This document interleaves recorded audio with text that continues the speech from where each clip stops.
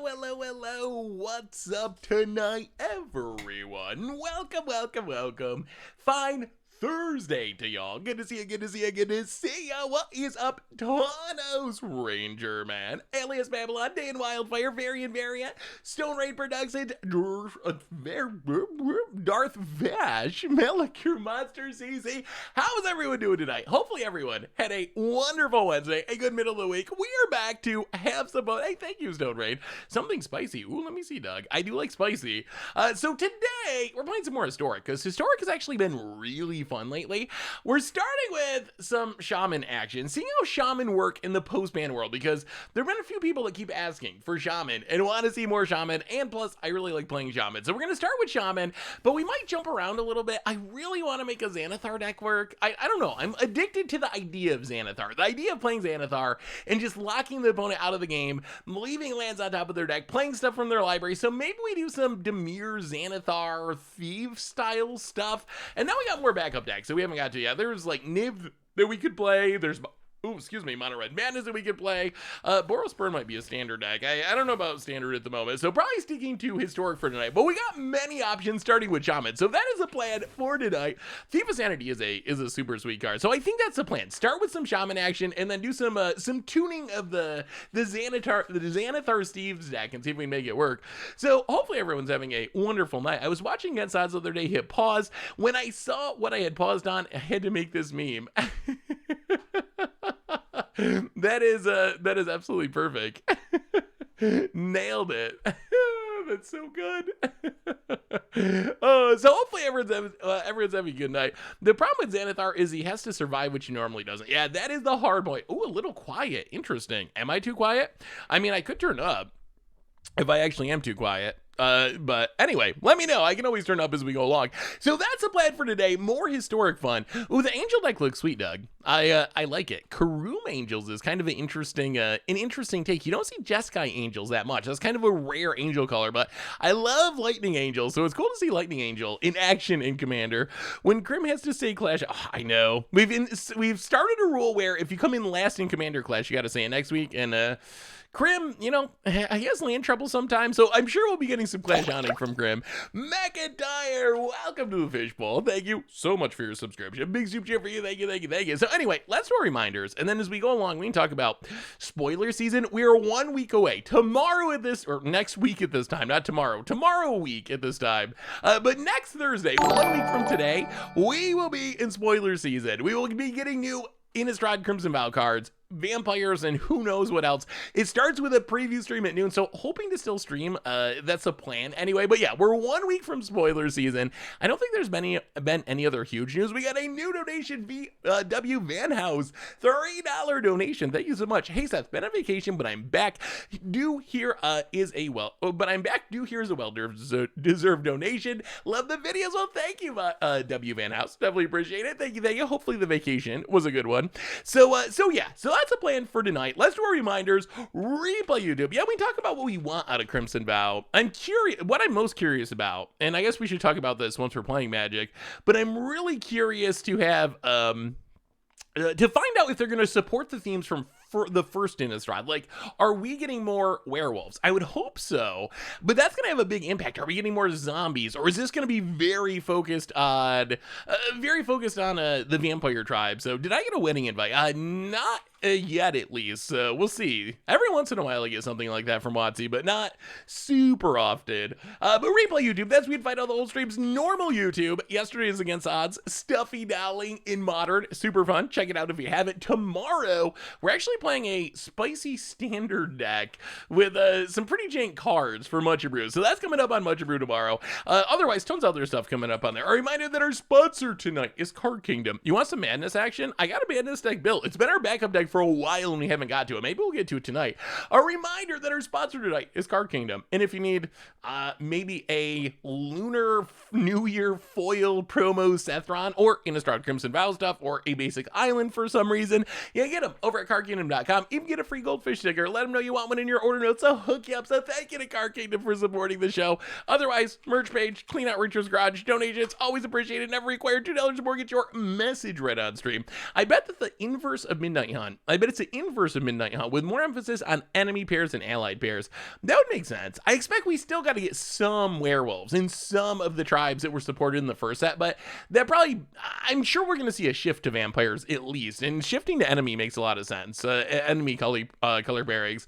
Anyway, so our first deck tonight, we're starting off with Shaman, but we'll probably jump around. So Shaman, you probably saw this one before. This is one of my favorite historic decks, but a lot of people have been asking to see more Shaman, see how it does now that we've had all the bannings and the changes in the format. So idea of Shaman, this is a Panharmonic on deck with Harmonic Prodigy. Doubling up our Shaman triggers, we have Shaman mana production in Burning Tree Emissary, also Anarchomancer, although that's not a ETB trigger. We got card draw in Elvish Visionary to draw us through our deck. Seasoned Pyromancer, also card draw. The big payoff is Rage Forger. What we want to do is just play Shaman, make a big board, play Rage Forger, make those creatures huge, attack. When we attack with creatures with a counter, which Rage Forger puts on creatures when it comes into play, or double if we have Harmonic Prodigy, we deal a ridiculous amount of damage. It's like a 3-mana Hell Rider that puts +1/+1 counters on things for the Shaman tribe, and that's essentially the plan of the deck. Like playing Shaman, doubling up ETB triggers, and hopefully doing really crazy, really explosive things really quickly. In the sideboard,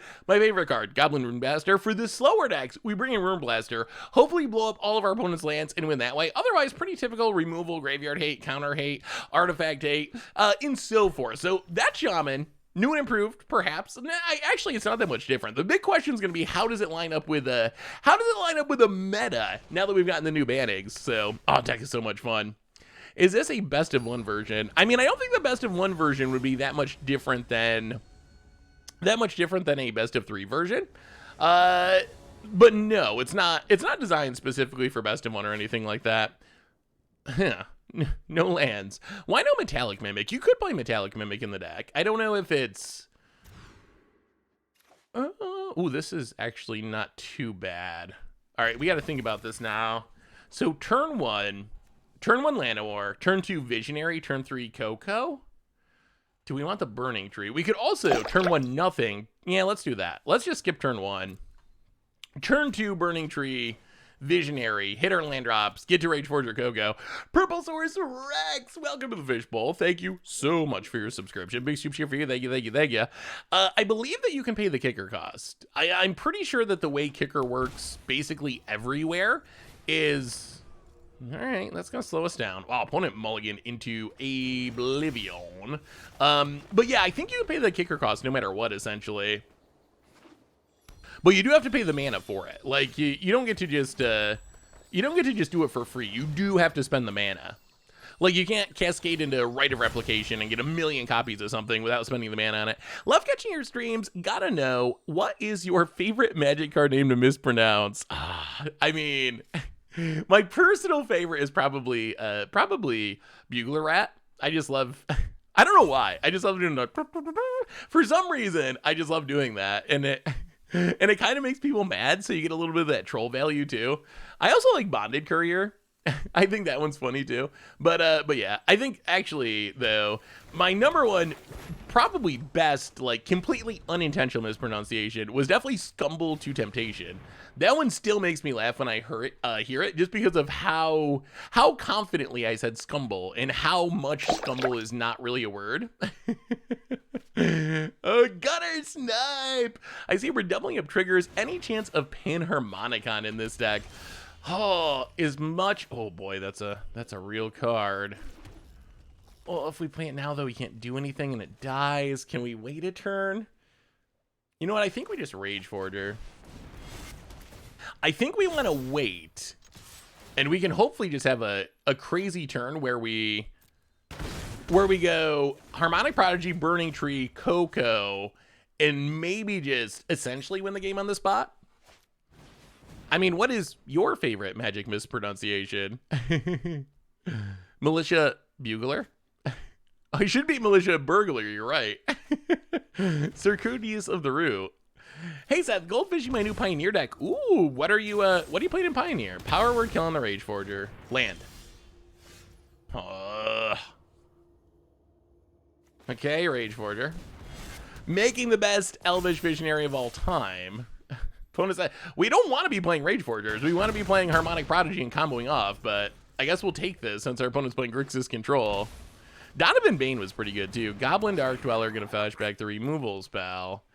Can we draw a land? Can we draw a land? It would be really sweet. Yes. All right, land untapped. Harmonic Prodigy. Now we should be able to have some fun. Burning Tree Emissary. Double it up. That's 4 mana. Yes, please.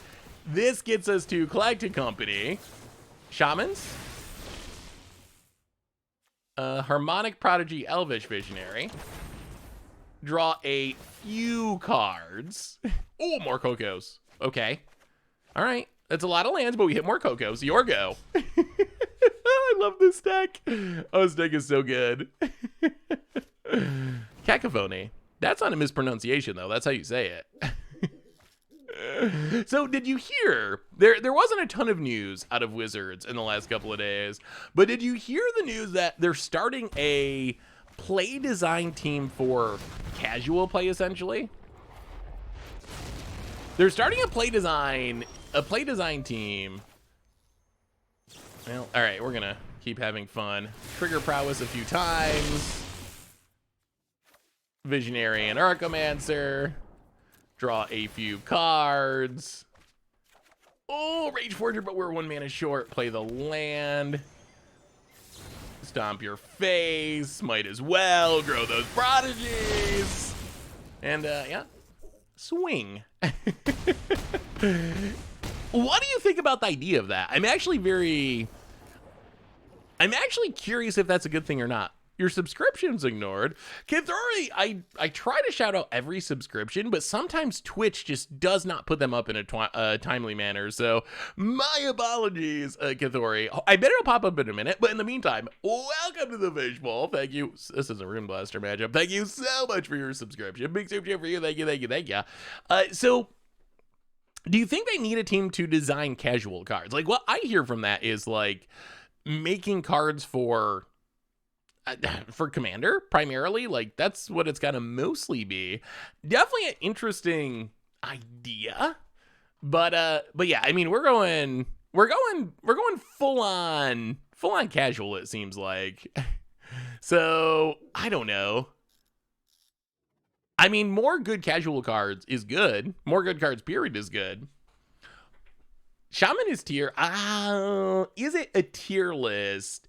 It's really powerful, and I definitely have hit Mythic with it, and know people that have hit Mythic with it. For some reason, though, it hasn't really caught on as a deck that's, like, on the metagame page that a ton of people play. Not that we've had enough tournaments recently to really know what's doing well in tournaments, but do they have to worry about casual cards influencing Legacy? I mean, I don't think they worry about Legacy at all at this point. There's Rex Agents. Oh my goodness. Okay. Well, Rune Blaster is good against control decks if we can. Oh my god, this hand could be so sweet if our stuff lives. Opponent. Okay. So we can. Oh boy. Oh boy. Oh boy. If our stuff just sticks, this is gonna be insane. Harmonic Prodigy. Please don't kill it, friend. Lands would be fine. Opponent. Don't kill it. Don't kill it. Don't kill it. Oh my god, okay. If we get to Burning Tree, blow up all your lands, this is gonna go well. This is gonna go really well. Next turn could be pretty good. Oh, come on, we gotta dodge the Fatal Pushes. Gotta dodge the Fatal Pushes. Opponent. Island, sure. That means no Fatal. Oh wow, this is gonna be good. Tap land, okay. Burning Tree Emissary. Make some mana. Rune Blaster. Kick it.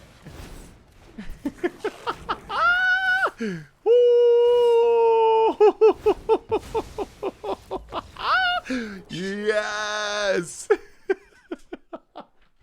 So good. This deck's so brutal. It's so brutal. Is this person playing a standard deck from 2017? I mean, it kind of looked like it, actually. Well, that's why you play the goblins in the sideboard.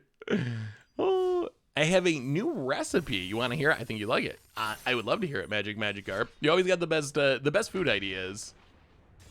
Try Faceless Agent instead of Fauna Shaman. Could try it.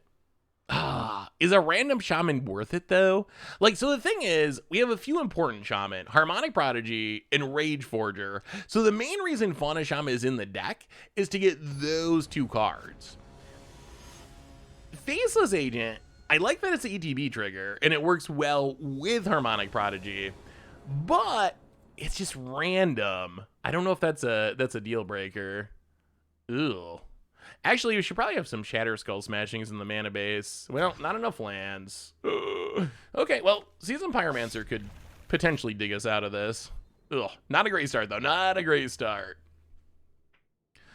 You kind of got me convinced that we should try it at least. I think it's worth trying. Finally able to catch the stream. I've been wanting to show you this Teamer Panza build. Ooh. What? Excuse me. What format are we Panzing in? Ooh, yeah, Thieving Skydiver spicy. We played a deck sort of like this in Modern a while ago. Thieving Skydiver being able to steal stuff is super sweet. Ooh, Eidolon. All right, well, live, please. We really need this filtering. About it. Don't kill it. Don't kill it. Don't kill it. We start off with a lot of lads. Do I build Brawl decks? Okay, Mogus' Favor, sure. Not especially. I play Brawl a little bit once in a while, but that's not one of the formats that I play. Twitch. That I play with any consistency. Well, okay. Seasoned Pyromancer. Discard some lands. Try to find some real cards. Discard an Archomancer in a land. Try to find some real cards. Wow. Okay. So we just had a lot of lands on the top of our deck. Woo! That's a lot of lands. Which deck that you played in the past is a guilty pleasure deck? Ooh. Okay. So you want to know the dirty secrets of Saffron Alpha playing Magic? I actually enjoy playing Control. If I play competitively and I'm trying to, I mean, depending on the format and whatnot, but if I'm playing like a tournament or something, I actually enjoy playing Control decks. I can be a dirty Crim player. We don't play those decks hardly at all for content or stream, but I actually do really enjoy playing them. I think the ability to like answer all your opponent's stuff is actually like, it's kind of a fun way to play Magic. So that's probably the guilty pleasure aspect, is that in my free time, oh, I do not secretly love Tron. I do hate getting beat by Control. And when I play Control, I don't often play like, ooh, Rankle. I don't often play like full on like draw go 20 counterspell type Control decks. I prefer like more tap out style Control decks. But still, I do like Control decks. What is your guilty Magic secret, chat? Oh, I don't like Tron. I don't like Tron, period. I have never liked Tron and will never like Tron, I don't think. Down to 8. Well, we'll sack a token. We really need some action. We had got 2 Harmonic Prodigies, but nothing to go with them, which is not ideal. Opponents all the way up to 19. We draw even more lands. Well, play Bone Crusher Giant. Play Llanowar Elves. And pass the turn. Hit you. Actually, we'll hit you with the Harmonic Prodigies. Opponent is a very ambitious mascot exhibition. Pass the turn. We want our opponent to loot. We need like a Coco. We have cards that would be so good. With 2 Harmonic Prodigies, we have so many cards that do so much. This hand has had a lot of 1, 2, 3, 4, 5, 6, 7, 8, 9. 9 out of 15. Stacks is a good guilty pleasure choice. Dirty Magic Secret, I love Mardu, and it makes me sad when it's good, and I'm not the only one running it in Standard about it. Thinking of attacking. Lures is for days. Goes attacking. Hits us. Well, we're running out of time to top deck here. Oh my god, another Harmonic Prodigy. Okay.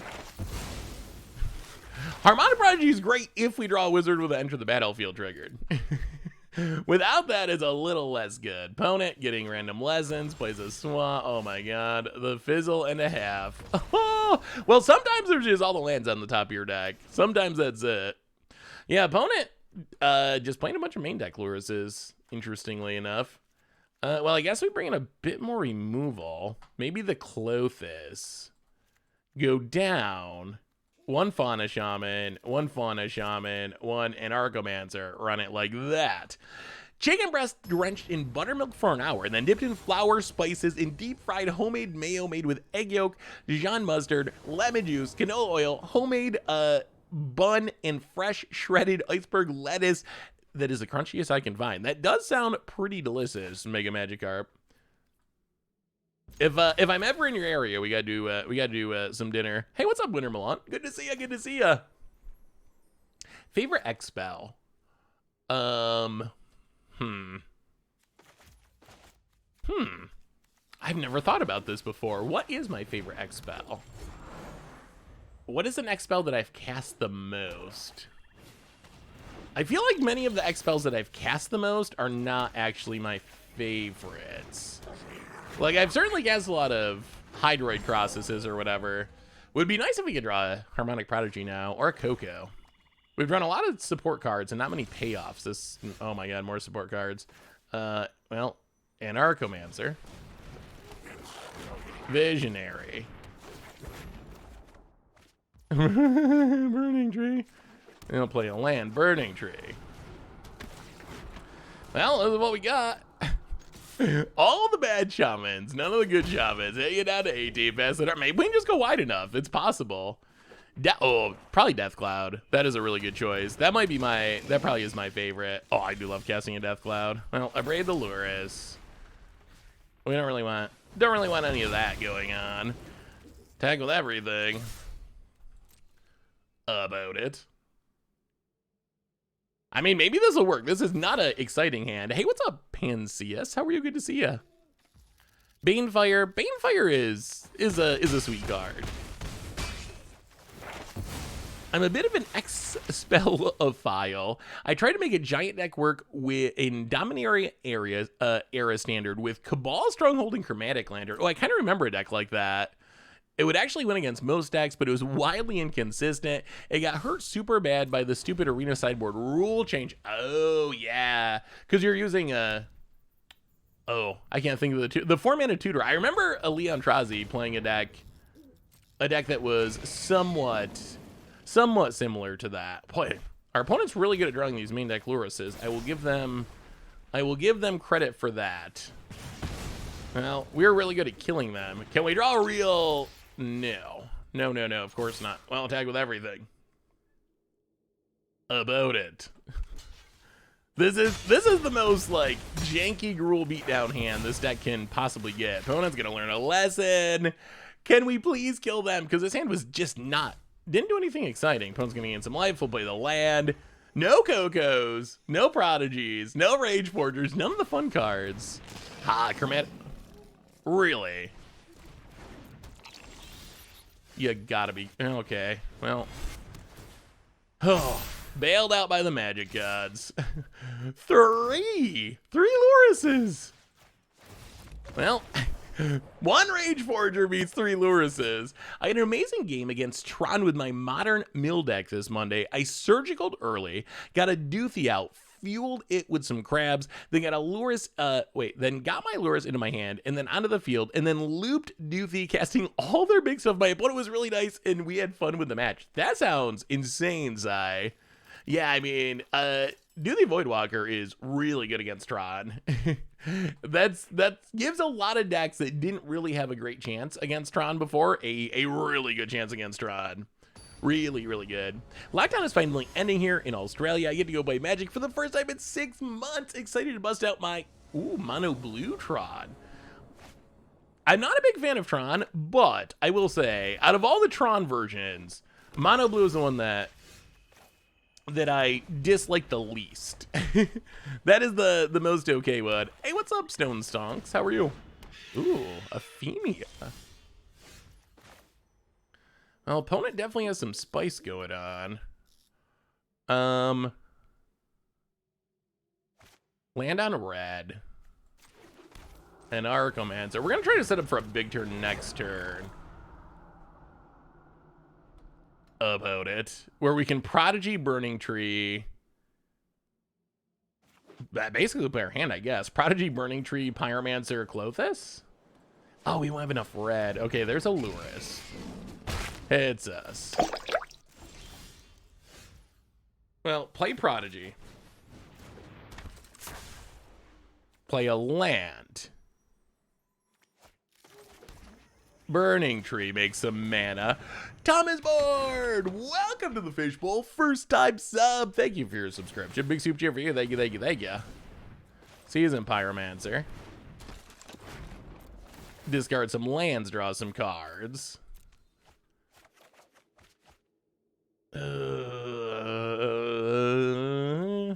Discard some cards, draw some cards.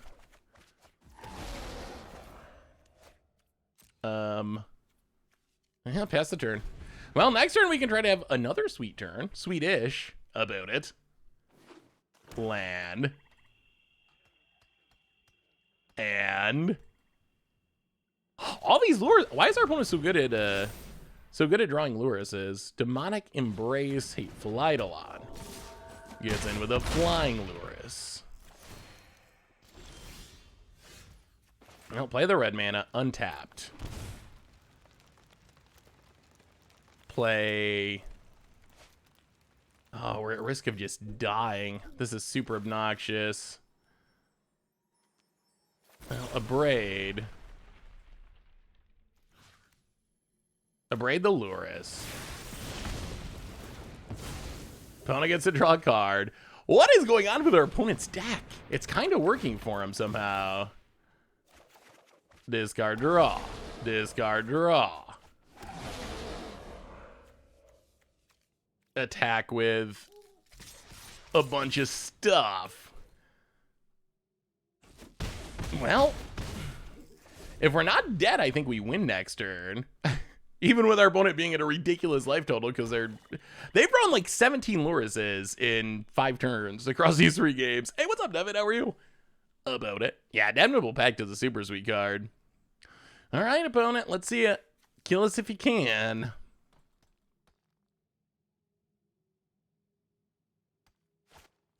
Demonic Embrace. Yep. Oh my.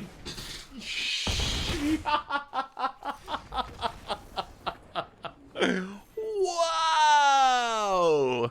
All right, so well, that was interesting. Oh boy, I hope we play that person again, because I feel like we absolutely wow. Hey, well, we had some not great running there. Jeez. Awesome, dude, for the 61st month. Welcome to the Fishbowl. Thank you so much for your subscription. Big super cheer for you. Thank you, thank you, thank you. Wowie, wowie, wowie. The number of Lurruses that our opponent managed to draw was kind of staggering. Well, I guess we'll keep. Start with the sad tap land pass. The turn. Oh boy. Oh boy, oh boy. So it looks like we're up against a control deck now. Burning Tree Emissary, Fauna Shaman. Go. I mean, I think there's an argument that Lurrus is literally the strongest magic card that has ever been made. I think you can actually have that.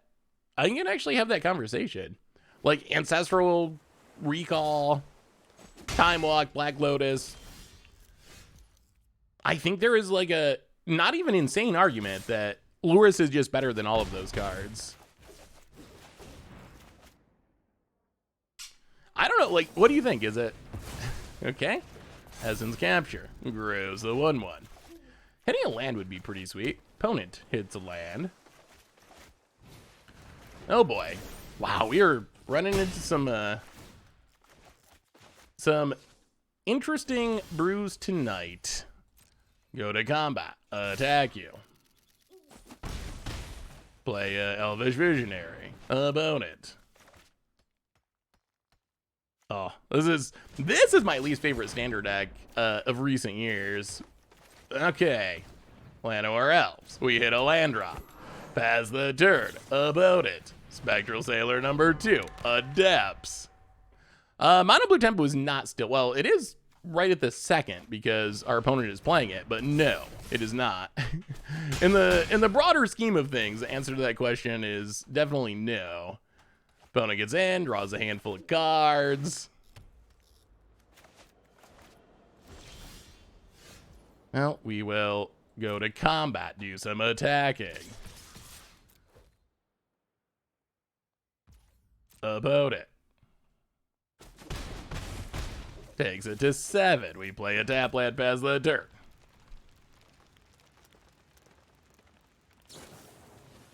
Spectral Sailor number 3. About it untaps. I had a match, mono blue versus mono blue. We stalled the game till he no cards in the library, baited out the opponent's counter spells, and played Oracle in 1. Ooh. Yeah, this deck was by far my least favorite standard deck in about a million years. Opponent, Curiosity. Goes attacking. Well, I mean, the question is, how many counters does our opponent have? If they can counter the Collected Company and the Rage Forger, they are likely to win this game. If they can only counter one of them, then we are likely to win this game. All right, so opponent's drawn all the Curious Obsessions. And, well, we will Collected Company. Oh my god, they have a Spell Pierce. I'll play a land, Rage Forger.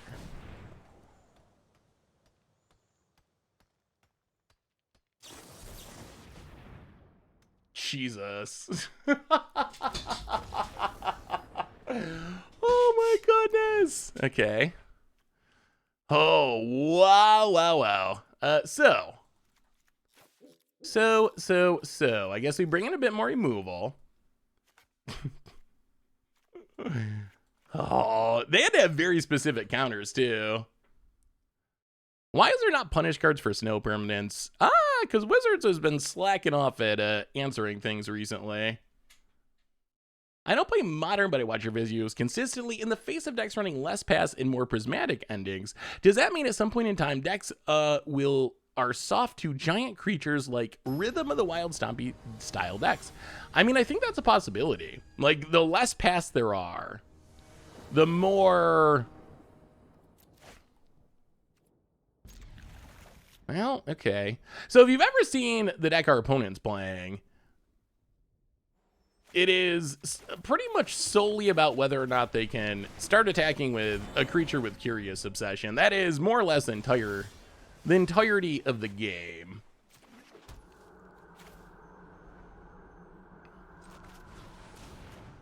We're pretty green mana heavy here, which is less than great. All right, opponent. Appears to be good at drawing these specific cards. And Supreme Phantom gets in for 1.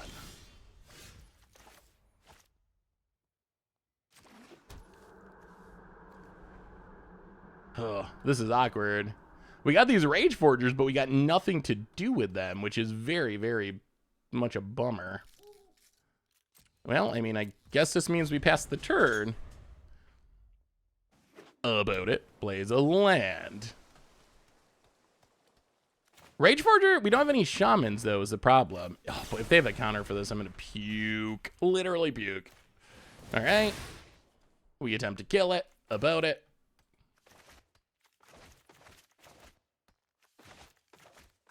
Yeah, the problem is we don't have any Shamans. About it. Wow, has the exact right counter. Goes to combat, gets in. 1 mana short, of course, draws an extra card. Well, Burning Tree Emissary. Rage Forger. Get some triggers. At least we finally found a Shaman. Rage Forger, get some triggers. Well, this is what we got. Pass the turn. Hey, thank you, the humble dog. Faceless A. We'll try Faceless AJ after this game. I'm actually not sure that it. I mean, we'll try it. I'm curious to try it. My concern is we want to find specific cards. Like, we have specific good cards, which are Rage Forger and Harmonic Prodigy. I'm a little worried that getting a random card is not actually going to be very good. Opponent finds a Shacklegeist. Well, we will go to combat. Opponent.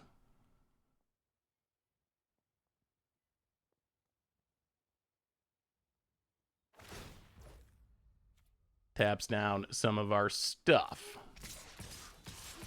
Go attacking. Ping you a bit. Well, we'll see. The race is on. We've managed to resolve some spells, which is nice. About it. Down to 8. And... well, we will collect a company. Draw some cards. They're both lands. 3, 6, 7, 8, 9, 10. Well, let's see if our opponent can actually just win. Oh my goodness. I hope we don't lose to this deck. This deck's so obnoxious. What is your opinion of running Flood of Tears in a Volo deck? Ooh, that sounds interesting. About it. Gonna get and draw a card. What would Flood of Tears do with Volo? I mean, Volo's a fun card, and Flood of Tears is a cool card, but what do they do? What do they do together? Should definitely have Coco to see if he had more Rage Forgers. Well, I mean, if we do that, though, it just gets countered.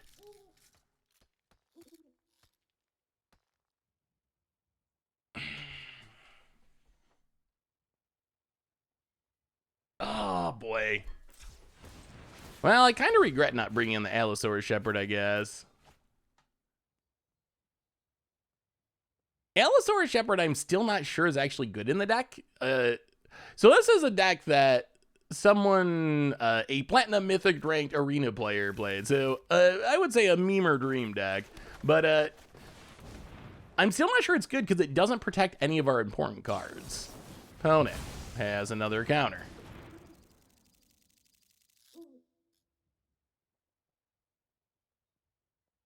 Can tap down a creature. Is it a... wow!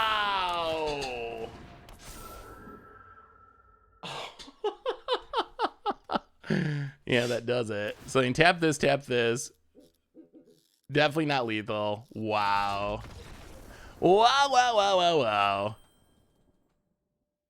Oh, yeah. I mean, the Curious Obsession deck is one of my all-time least favorite decks. Let me see Stone Rain. All right, let's do one more and then we can try. We'll try Faceless Agent. I'm still not convinced that it's actually. I don't know. Like I said, I'm worried about getting a random creature because we have support creatures that are not very helpful. Fauna Shaman is trying to replicate the tutor that we have in Modern. This snags Rage Forger. The Elemental Harbinger, whatever it's called, Flamekin Harbinger. It's trying to replicate that because Rage Forger is so essential to the deck actually being able to perform. Yeah, that looks fun, Stone Rain. Oh boy. Well, okay. No lands, no keep.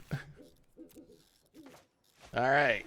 Opponent plays a swamp. Duresses. That's a whiff. Main deck Duress, interesting. Well, you get to look at our hand. I guess that is some amount of value. Tap line go. Yeah, I like the Yawgmoth deck, Stone Range. Yawgmoth is super powerful. Well, land in Harmonic Prodigy. Go. Could use a Burning Tree Emissary. Burning Tree would be spectacular.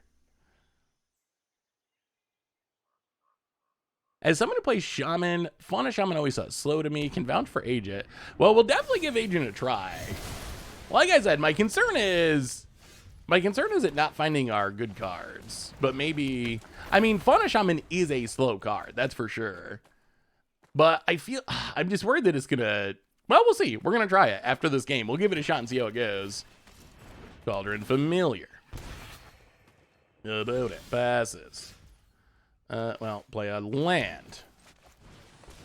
Elvish Visionary. Draw a couple cards. Well, Coco could be good in the future. Elvish Visionary. Draw a couple cards. I mean, I don't know if our opponent's Cauldron Familiar synergies are going to be enough here. I am skeptical that the cat is going to save them. I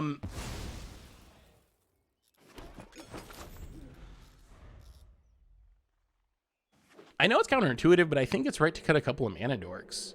Ooh, so you wouldn't play... Okay.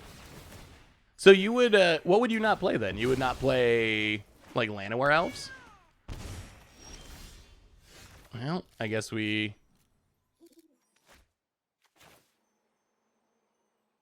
Stomping Grounds tapped past the turn. All right. I was not expecting the sweeper. Miok Masker is quite the magic card.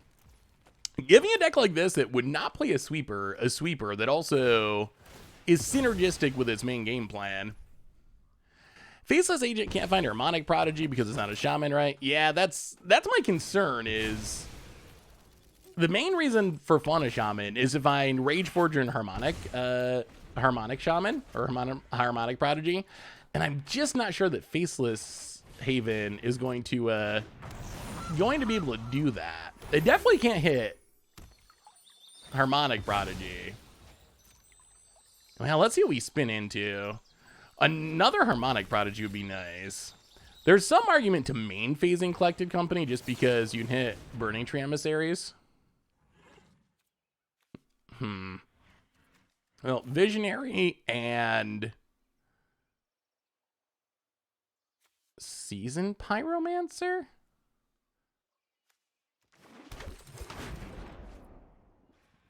Draw a card. Draw some cards. I mean, we have 2 Rage Forgers coming, which is a lot of damage. Even without Harmonic Prodigy, it's a lot of damage. Opponent.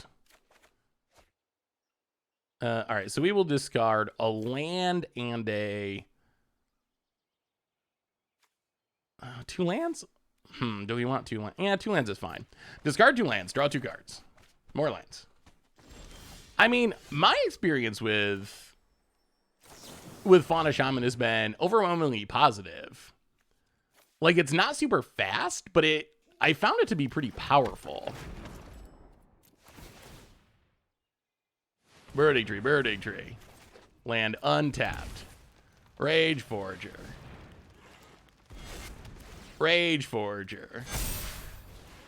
I mean, we're just gonna try to kill you. We're just gonna try to kill you. You kill our Harmonic Prodigy, there will be revenge. Ping. Please don't draw another Massacre. That would be super annoying. Hit ya. 25, 24, 23, 22. Yeah, I mean, I don't know. I don't think Fauna Shaman is great, but I don't think it's bad. I do think that Faceless Agent is intriguing. Opponent gonna block and sack. Sure. So opponent's getting 2 a turn. But, I mean, we're to the point now, if they don't hit a Wrath, we are pouring on the damage. Opponent out of 20. Untaps. Just a Witch's Oven. All right, that does speed up their clock.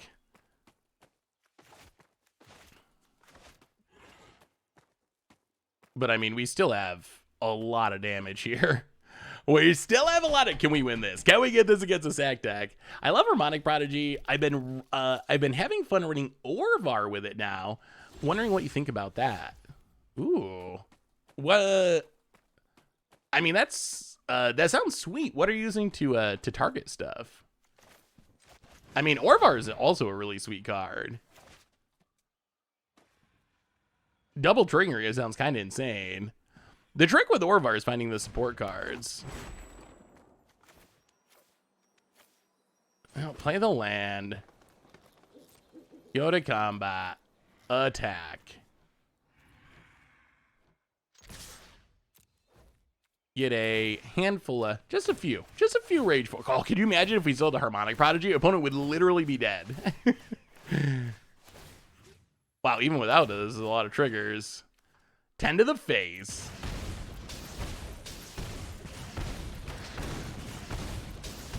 About it. Yes. And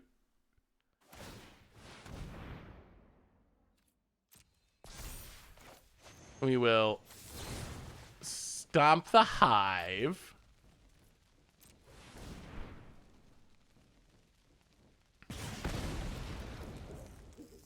Oh! Well, I'm kind of an idiot. I don't know why I was thinking it was a 3-2. This is a 3-3? Oh, the red one's a 3. The red one's a 3-2. This is a 3-3. Awkward.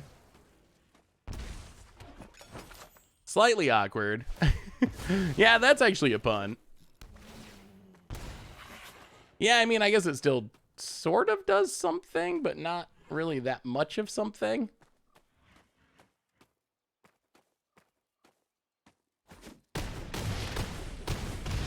Opponent goes to 2.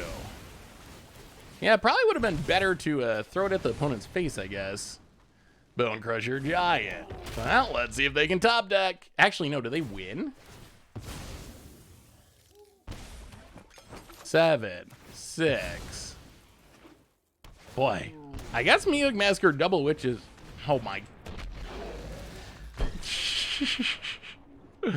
Wow, he cannot catch a break tonight. Yikes. Wowie zowie. No matter what we do, we cannot catch a, cannot catch a break. Huh. Well. Well. I guess we'll bring in a little bit of Graveyard Hate. Not that it's very good at getting rid of Cauldron Familiar. I don't think, did the punt actually matter? I don't think it actually does. Yeah, I mean, I don't think it actually mattered. I mean, really though, I don't know. I don't think the sacrifice deck, our opponent had to get runner top decks to survive that.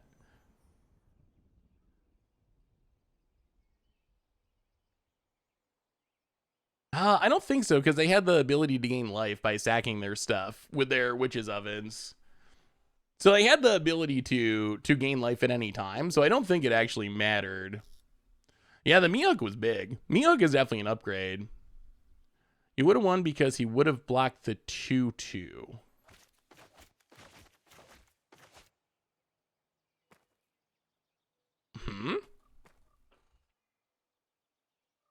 Yeah, Miuk gained a lot of life. Well, this hand's kind of medium. We'll see. We really need Harmonic Prodigy and an Elvish Visionary to draw some cards. Vintage Cube is a possibility at some point. I do enjoy Vintage Cube. Is Vintage Cube something y'all want to see? That's a real question. We don't play Limited that much just because it... I mean, part of it is when Vintage Cube is on, everyone is streaming Vintage Cube, so there's so many options.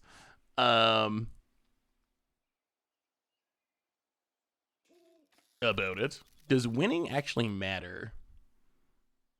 I guess it depends on what you mean. In the grand scheme of, in 80 years we'll all be dead? Definitely not. In the scheme of our stream for tonight, probably a little bit. First time, Dragon Bear. I enjoy Vintage Cube a lot. About it. A Debland. And Fatal Push. More lands, not the best. Well, Harmonic Prodigy, go. About it. Witch's Oven. Oh my god, even more lands. Maybe we gotta... So I think Shatter Skull Smashing should be in this deck. For sure. More MDFCs are never a bad thing. They can only help. Urza Saga for my Black Lotus. Well, maybe we'll see. We'll see. It's possible we could do some vintage cubing next week sometime. opponent. The one time you got a turn 1 win before an opponent could have a turn was amazing. Yeah, you could do some crazy things in Vintage Cube for sure. Oh, I'm glad Ragavan's not an historic. I don't even know if they were correct to add like Dragon Rage Channeler and so forth to historic. Modal double face cards. So like they're the cards from Zendikar Rising that are spells on one side and lands on the other side. Mayhem Devil. A removal spell for that would be sweet. All right, play this on red. Harmonic Prodigy. Elvish Visionary. Draw some cards. Please not more lands. We already got plenty. Okay, a Narcomancer, not a land. Visionary, also not a land. All right, those were good draws. Not bad. Definitely worried about this Mayhem Devil being on the battlefield, but those were good hits. Opponent, Gilded Goose. Honk Honk. And Witch's Oven number 30. Do they have a cat? Hopefully not. Goes attacking. No blocks. Oh my god, another one? So. This is interesting. How do we want to do this? Well, an Arcomancer. Land on whatever. Coco. Get some triggers. This might be a good turn. This might be a good turn. Oh! Oh! Oh! They didn't even wait to see what we hit. They... I can't believe they scooped it up there. I mean, Coco does whip sometimes. That was an aggressive scoop. Opponent did not even wait to see what cards might come off the top of our deck. They were done. They were done. I wanted to see what would happen there. I think we might have done cool things. Do you think Mox Amber could be playable in a green-red modern deck with Ragavan and Ren to turn it on, just as fast mana value? I mean, there could be a deck someday that will find a way to make use of it. I think it's possible. There's been decks before in the past that have tried to play like one drop into, Mox Amber into one drop. Occasionally one of them like 5-0's a league or something. So I think there's like, you can build a deck that's like competitive enough to win some games like that. At the same time, I don't know. They've never really caught on. I think Ragavan does help, but, is that enough all by itself? I think the issue with Mox Amber is basically consistency. It can lead to explosive starts, but we've played it. You can look up some of the modern videos where we've played it. It leads to explosive starts, but it also gets you in positions where you really need to draw any real magic card, and then you top deck Mox Amber, and you're just like very, very sad. So it's kind of swingy and inconsistent. So yeah, I think there could definitely be a deck like that. Consistency would be something to be aware of, though, because it is a pretty bad top deck a lot of the time. It is great. It is probably great in the Bard class deck, though. I mean, I'm trying to remember. Did our Bard class? I'm assuming our Bard class deck had to play it. Like with Bard class, it's amazing.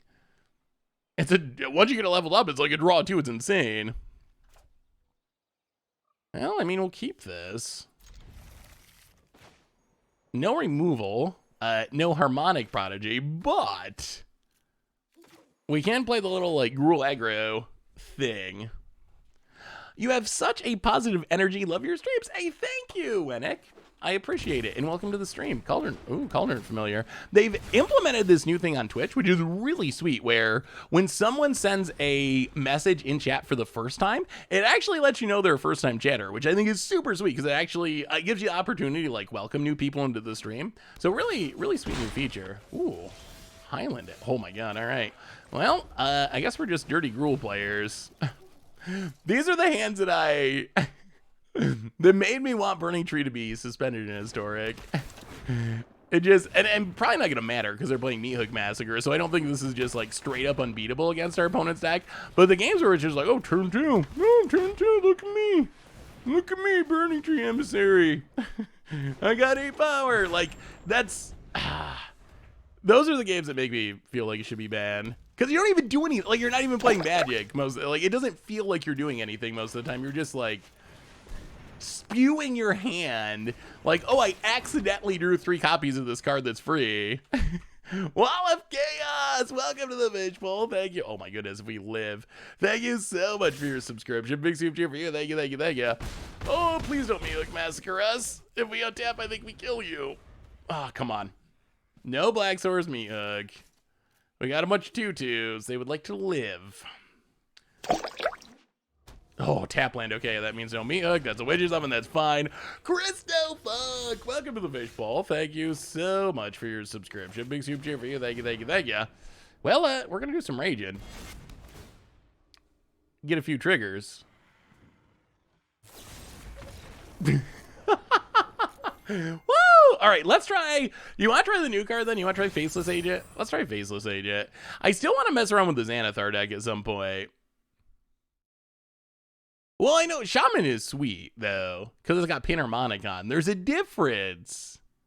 There's a difference between spewing a bunch of Burning Trees and then Emerald Cleaving and spewing a bunch of Elvish Visionaries with a Panharmonicon on the battlefield.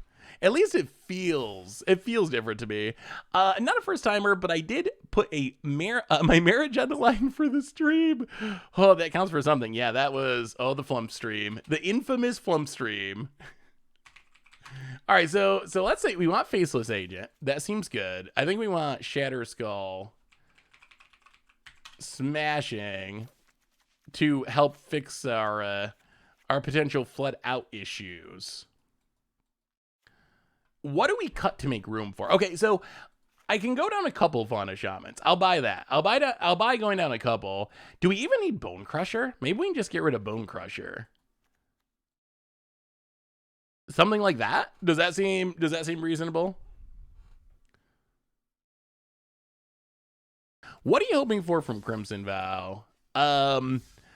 I would love to see, well, okay, so on a meta level, I would love to see something that dethrones Izzet/Epiphany in Standard.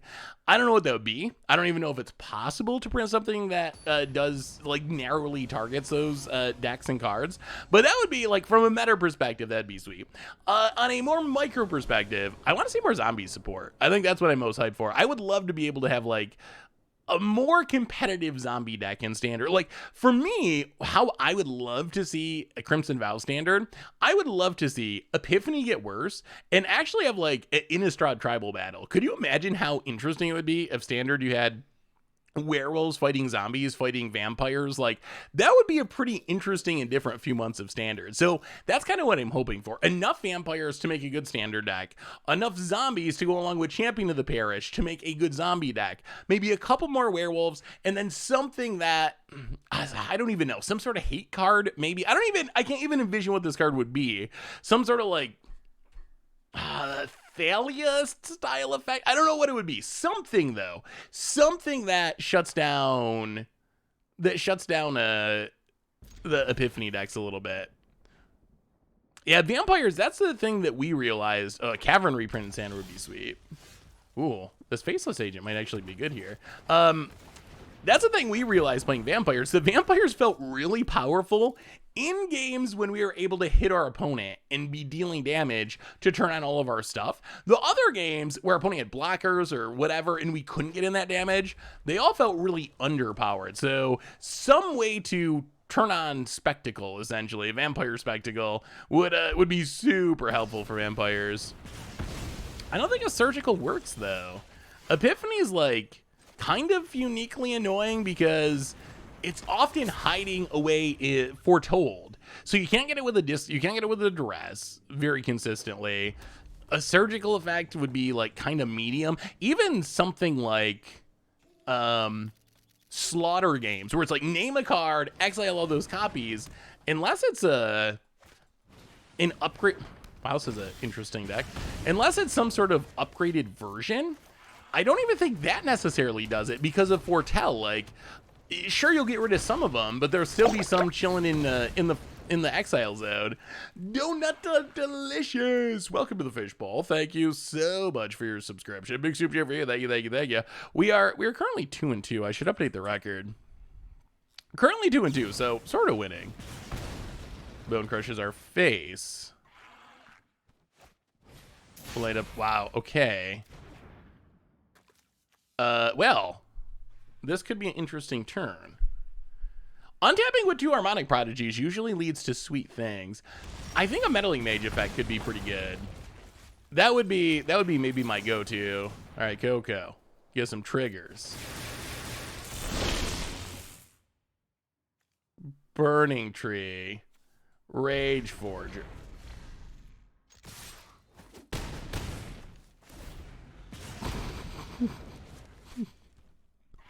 Who plays? Who plays main deck? Yup, you're going down. Who plays main deck Gravedigger's Cage? Seriously. Like, I'm not even kidding. Like, seriously, who plays main deck Gravedigger's Cage? Well, let's seek up some stuff. See if this is actually good. Rootbound Crag. Elvish Visionary. Like, come on now. I mean, that is definitely a punt, but Gravedigger's Cage main deck can burn? We're not playing Best of 1 Historic, though. In Best of 1 Historic, it might be reasonable, but I mean, Blood Moon would be sweet. Opponent takes up, get a mountain. Well, I think we should have a decent turn. Down to 13.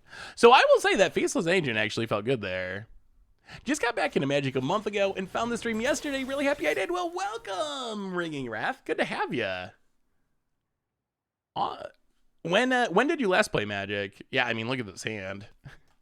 Well, I've had a couple punts. I blame the punts on Commander Clash. Ooh, Taunos with a gift sub to Ringing Wrath. That's the one you kill? Not the Harmonic Prodigies? Okay. We will take it. Oh boy. Let's have some fun.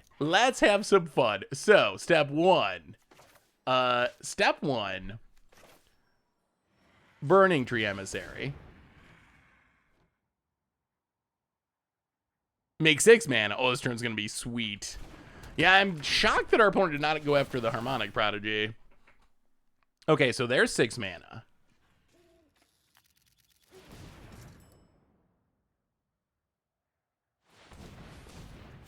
An Archomancer.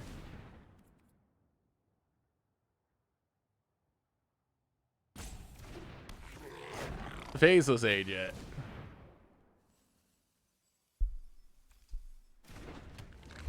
Go digging. Looking for more Burning Trees, mostly. Okay, Faceless Agent does seem sweet in this deck. Season Pyromancer. Rage Forger. Visionary.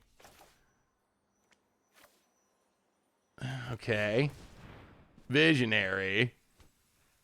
Come on. If we get one more Burning Tree, we're just going to keep going. We're going to keep going forever. Draw some cards. Burning Tree. Oh, Coco. Oh, we're gonna go for it. Oh! Oh, I'm gonna get so yelled at. Well, there's no Burning Trees there anyway.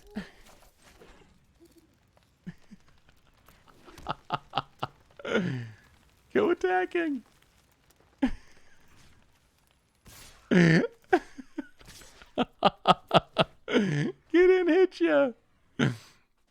Seriously, who plays Gravedigger's Cage in the main deck in best of 3? Like, come on now. Seriously, who does that? I blame our opponent for playing Gravedigger's Cage in best of 3. We will discard a Llanowar Elves. I mean, I don't think any of this, unless there's some sweeper that I cannot think of. that would be in our opponent's burn. Who knows? If there's a Grafdigger's Cage, who knows what there could be. I don't think any of this matters, though, because we still just have our opponent super dead. Please add one Mirror March would be hilarious thing. Harmonic Prodigy, double the mirror triggers for Shamans. That would be pretty sweet. Opponent, more Bonded Couriers. Well, this does let them redraw. So I think they got to attack and sack and redraw. And I don't know, maybe they're playing an Anger of the Gods in this deck. That would be big. About it. Sacks to draw, sacks to draw. Chat, you are quite possibly the worst Magic stream I've ever heard of, Seth. But have you heard of me? you gotta stamp your mark when you get the chance. Wow, they are not sacking this one.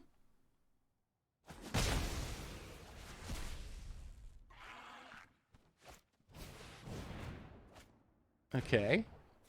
Light up the stage. Light up the stage is the card that they kept. I don't know what's going on with this matchup. The power flickered? Uh-oh, that's not good. I think, really though, I think that was mostly just a flex. I mean, we're just sending a message to our opponent, like, see how good our deck is in this matchup. We can cast Cocos into your main deck Grafdigger's Cage and still win. This is a list that we people want to try out Faceless Agent, so yes, this is updated to try out Faceless Agent. I'm still not sure that that Faceless Agent's gonna be worth it, but did I play second? No. Me? Me? That's like casting a spell into a Chalice of the Void. I would never do that. Especially 2 in a row. Who do you think I am? Okay, there might have been 2 Cocos cast into Grafdigger's Cage. Although really, I think it was chat's fault. You had me distracted. We were talking about things. Also, chat, I got a question for you. So today, Bear went and had his puppy playtime, and I went to pick up Bear, and he'd been playing with his puppy friend and doing all those things. So I go to pick him up, and he knows not to pee in the house. He doesn't pee in the house, but for some reason he, I'm just messing with you, Ranger Man. For some reason he came in and peed directly on my foot, like not even near my foot. Like came up. Is that like a? Why would a puppy do that? Does anyone have any advice about puppies peeing on your feet? That's what I was wondering, if it was a marking your territory type thing that is what it was actually about.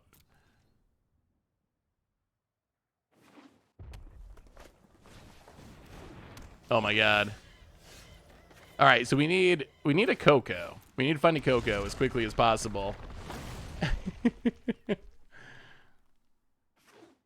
I mean, he was pretty excited. Yeah, he was pretty hyped. Well, let's run out Harmonic Prodigy. Oh, if we get on tap, this could be sweet. And it sounds like there are all kinds of possibilities. He sees you as a tree. Oh, we kind of wanted that opponent. About it. Bone Crusher. Well, land's fine. This would have been more exciting if we had our Harmonic Prodigy, but how do we want to do this? Yeah, let's just Burning Tree into Faceless Agent. Conjure up a Rage Force. I mean, the Faceless Agent's actually been good. It's been working pretty well. Is Arena Companion app back soon? I don't know. Is it down? Girlfriend's a vet if you want me to ask her. I mean, it's not a big deal. I just thought it was more funny than anything. Surprising and funny. Oh my god, there were so many magic cards on the ground. Yeah, last night I played 5,000 card pickup thanks to Bear.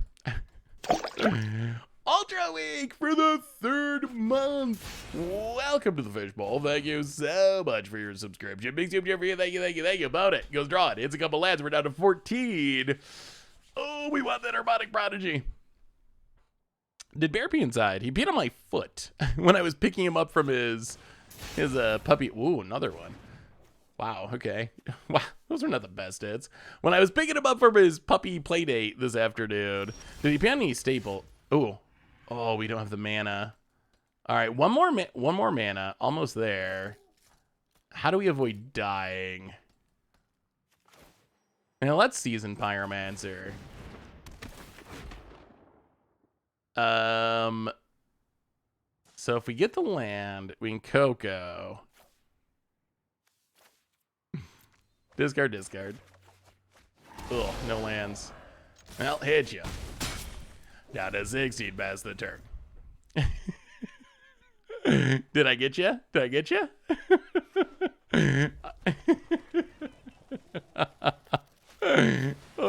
Sometimes I can't resist. Sometimes I can't resist my impulse to do just a little bit of friendly trolling. Oh, block. We discarded it. I'm on top of it, I promise. So I guess it's just race time. Rage Forger. Ate ya. Ping ya. So who suggested Faceless Agent? Whoever suggested Faceless Agent, I'm coming around. It has seemed really sweet in the deck. We've only played one match with it, but it has seemed really, really sweet. Ooh, Chandra. Would I troll you, chat? I love all of you. Would I do that? Would I do that to you? Hey, what's up, Bluescape? All right, kills the Faceless Agent. Wow. I will say, our opponent's choices with their burn spells going into our creatures have kind of been mind-blowing to me. Game 1, and it's probably because this is not a common deck that our opponent may be played against, but game 1, they killed a Faceless Agent over a Harmonic Prodigy. This game, they killed a Faceless Agent over a Rage Forger. I really do not understand the choices that are being made here. I'm not going to complain because I think it's good for us, but yeah, definitely really strange choices with the removal. Well, run out some stuff, pass the turn.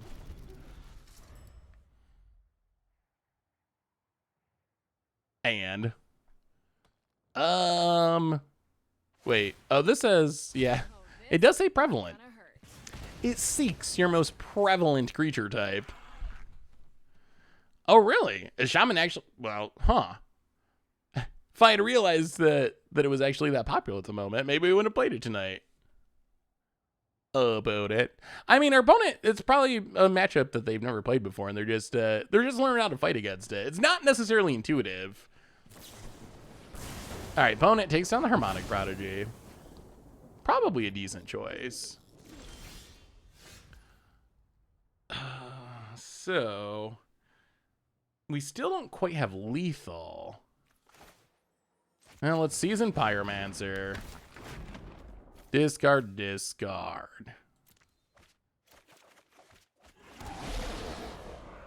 Land. Visionary.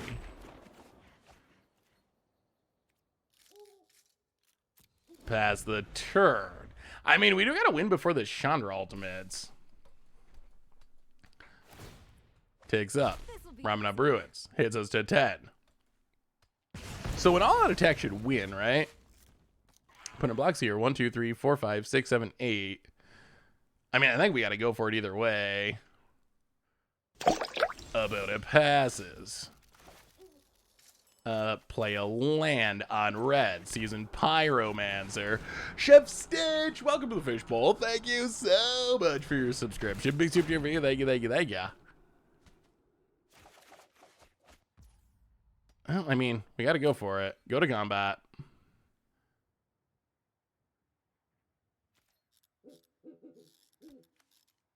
Does this say creature or planeswalker? Oh, it does. Okay. Attack with everything. So if opponent blocks here, 1, 2, 3, 4, 5, 6, 7. 1, 2, 3, 4, 5, 6, 7, 8. All right, so ping the Chandra. I think this is fine. This means Chandra doesn't get to ultimate, and our opponent still needs a removal spell to not be dead. Opponent blocks. Oh, okay. Got him. Hey, what's up, Beljor? How are you? Good to see you. Good to see you. Been playing this deck the last few days. It's a blast. Yeah, the deck is super fun to play. Yeah, the question was if they had a removal spell. Was there a way we could avoid, like, either win through a removal spell or make sure that we didn't get wrecked by Chandra Ultimate if we didn't? So what do you think? You want to try the Xanathar deck after this? Or you just want to keep shamaning? I'm kind of fine with either. Although I'm intrigued by the possibilities of Xanathar. I really want Xanathar to be good. It's just so unique. Opponent. All right, Kelly.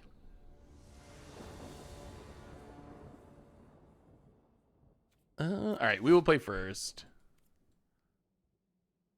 Oh, something I was wondering about today, because it came up with a possible theme for Commander Clash. It's gonna be Halloween season. What's the best horror movie? Do you have opinions, chat, on the best horror movie? Because I was pitching the idea that we should do a Halloween episode where everyone, instead of just building like skeletons or whatever, where everyone builds around a horror movie deck. Original Halloween. Never seen original Halloween. It Follows is really good. The Blob is a classic. Saw is kind of a modern classic. Casper the Friendly Ghost. It's one of the best Daniel Johnson songs. I will give it that at a minimum. Scream is also kind of a classic. Coco into Cage. that is our horror movie for the night.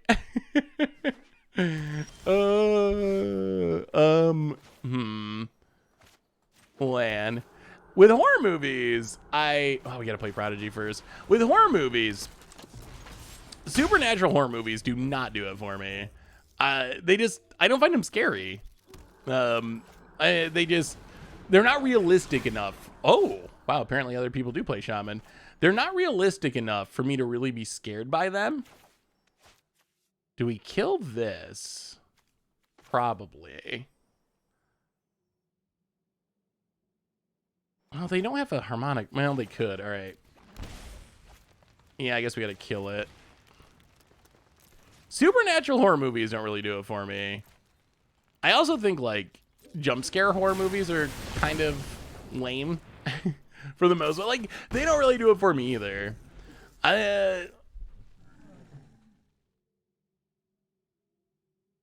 Sinister. I don't think I've ever seen Sinister. Killer Clowns from Outer Space. I think, like, actual, like, horror movies that seem somewhat realistic or like set in the real world and seem like they could actually happen, those are the horror movies that scare me the most, for sure. Because it seems like, even though the odds are like super tiny, like Texas Chainsaw Massacre or something, that is something that could like theoretically happen. Or like, I guess even Saw, like, sure, that's not likely that some crazy person is gonna, saw you, but Tucker and Dale vs. Evil is actually super hilarious. that's so, I think that movie is super funny.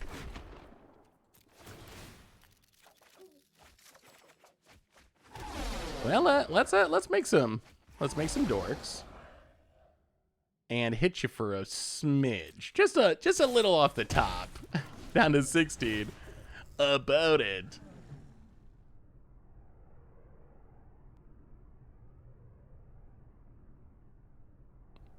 I mean, Texas Chainsaw Massacre is not true, right?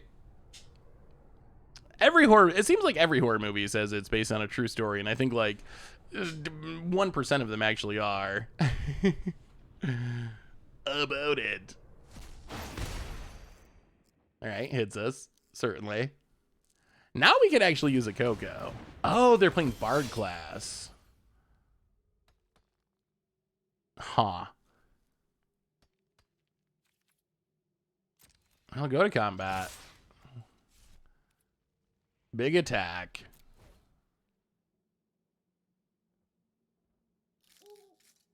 I don't know if we can close this out or not.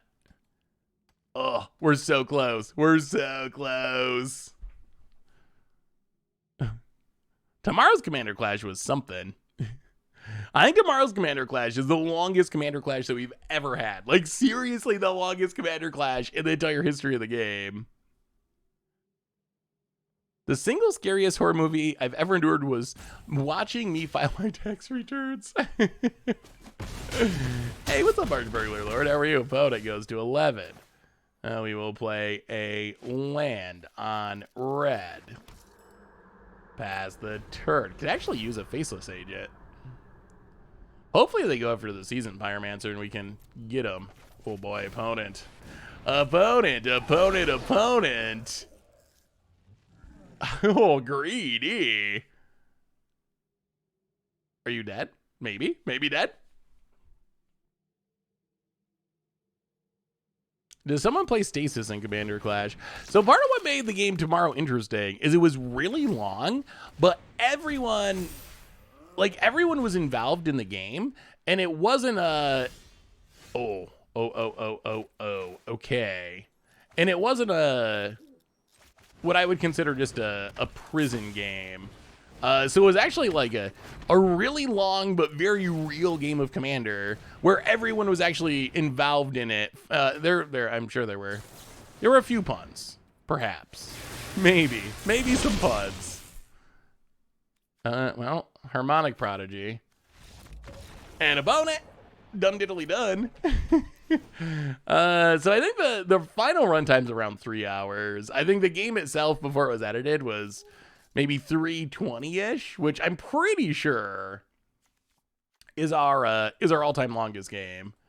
I'm pretty sure that's the longest game we've ever had. If not our longest game, it's like tied for the longest game. I mean, I like Stasis too, but I would not play Stasis in Commander. I think I treat Commander differently. I feel like Commander is about having everyone have a good time. And I don't think Stasis is a card that is especially good at doing that. Working in the movie industry, not being a big horror fan, the homemade movies that have horrible audio and video and never hint once at any sort of explanation that are a pain for me to watch. My girlfriend recently put in Truth or Dare, and it was the hardest thing to sit through quietly and not comment on all the bad writing. I could see that. It's got to be harder if you're actually part of the movie industry. Done. I might have said done diddly done. That's a Ned Flanders quote, I think. That's when Ned Flanders play Magic.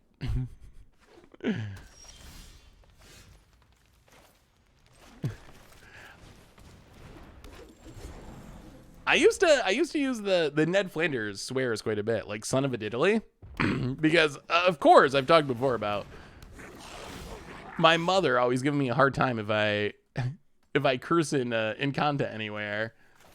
So that's the way to get around it.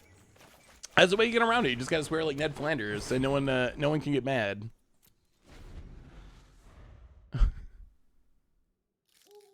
Stacks Commander Clash could be fun. How long have you had a beard on your chin? I've been growing the beard for a long time. I mean, I've had a beard for, oh boy, years and years and years. Ever since I could grow one, really. I've just always had a beard. But it's getting pretty long now. It's getting about, this might be about as long as I've ever had it. Normally I get the idea that I'm gonna trim it and then it goes poorly and it ends up getting really short for a while. And then I regret it. This time I have avoided doing that so far. So Fauna Shaman, pitch Fauna Shaman. Get Harmonic Prodigy. Play Harmonic Prodigy. Play a land. Pass the turn. All right, don't kill it, and next turn should be fun. Next turn could be really fun. Ooh, Jun Shaman. Jun Shaman looks sweet. How's Judith been? Have you ever heard Lanton dub Ned Flanders? I don't think so. Is that an actual thing? Opponent gonna go attacking. I feel like this could be a trap. We're gonna take it. Oh, maybe this is this Bard class? An Archomancer. Maybe this isn't Bard class. Come on, don't kill the Prodigy. We just want to have a good turn, opponent.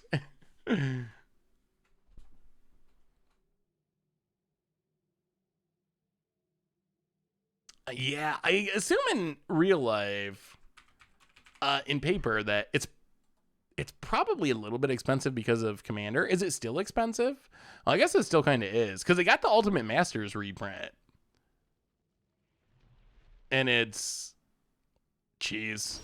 Yeah, already back up to like $13. Oh my goodness. Okay, 1, 2, 3, 4, 5. I think this works. This is going to be sweet. So we get to Fauna Shaman. Hopefully this is going to be sweet.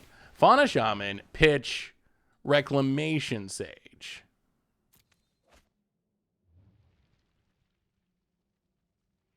Get Burning Tree Emissary. Harmonic Prodigy.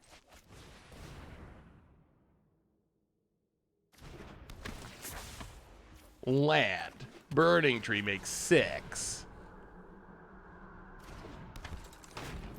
Okay. Okay.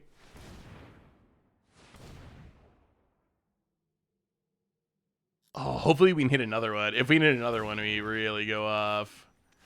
Let's see. Full control.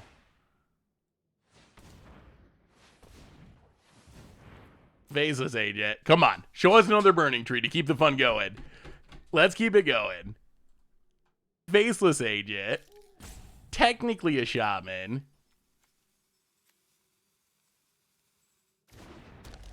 Three triggers. 3 Shaman. Come on. Burning Tree. Well, we might have to settle for killing our opponent.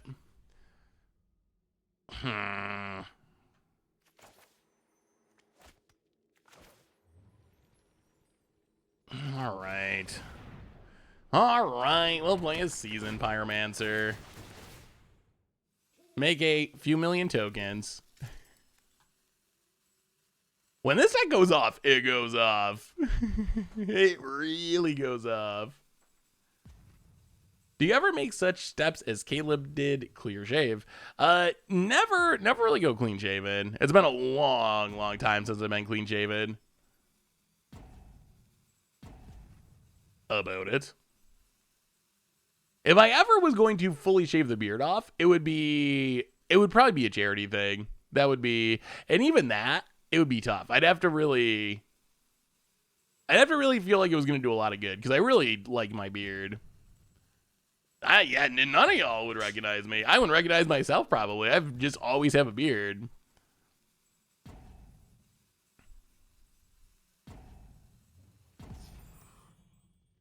Discard. Yeah, killing Harmonic Prodigy on site is, in general, a pretty good plan. Discard. Discard. Discard. Discard.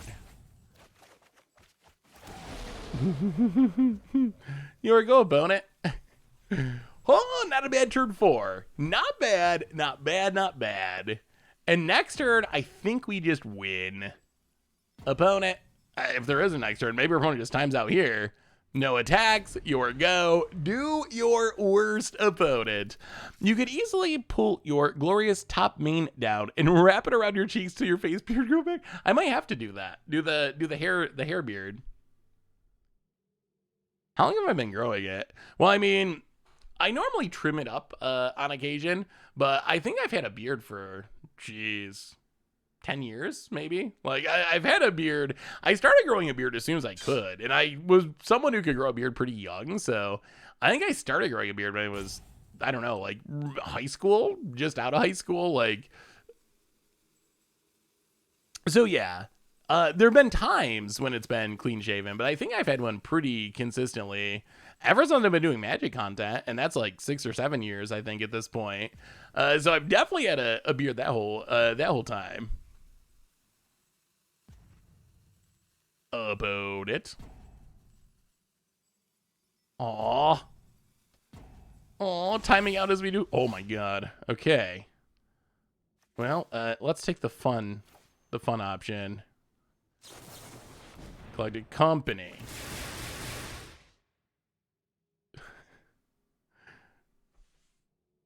Oh, let us resolve. How many times are we going to win with collected company on the stack with our opponent not letting it resolve? I've had a mustache since I was like 15. Nobody ever asked me for ID when I went out drinking either. Yeah, I mean, I guess that's probably a bonus.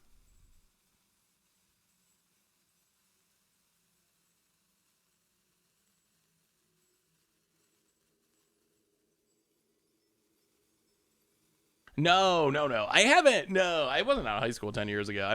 I'm 37, so I'm an old man. But no, I've had beards. I've grown beards pretty much since I could, which was around high school. I think there's been a couple of times since then where I've been clean shaven and I've actually shaved it all off. But I think I've had a beard for at least like definitely as long as I've been doing Magic content, and I think a few years before that. So it's got to be at a minimum like 7 years, and potentially like 10 years or more, 12 years since I've actually shaved it all the way off. That's the power of the beard. No IDs. I know. Old man. I turned 21 and my giant facial hair made it so no one asked me for my ID when I went out.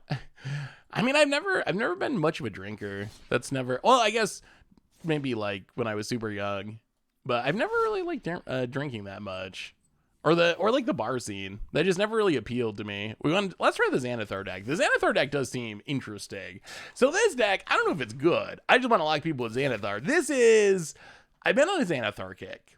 And this is kind of historic thieves, I guess, with the idea being, I mean, Xanathar is our finisher. We play it, we control our opponent's deck, we play some stuff, we hopefully leave a land on top so he can't do anything. Backing that up, we get a bunch of removal. We get Inferno Grasp and Power Word Kills and Heartless Axe and Fatal Pushes. We get a bunch of other theft cards, Hostage Shakers, Gontis, Thief of Sanities. We got Tome of the Infinite to generate random cards, and that's basically it. So it's kind of like a Dimir, somewhat controlling mid-range deck that is really just trying to win with its opponent's cards. Like, I guess in theory we can win by beating down with Xanathar, but in practice we're most likely, if we ever do win, gonna win with our opponent's cards. And I want to Xanathar lock someone. So before we jump into this, a word on Xanathar.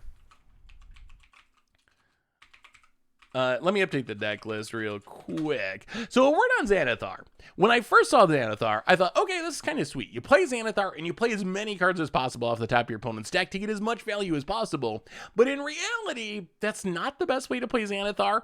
The biggest power of Xanathar is you get to control the top of your opponent's deck. If you can get your opponent relatively empty-handed and not be super far behind on board and play Xanathar, the most powerful thing to do with Xanathar is making sure that your opponent Eldest Reborn does seem sweet. Boy, I haven't played Eldest Reborn in forever.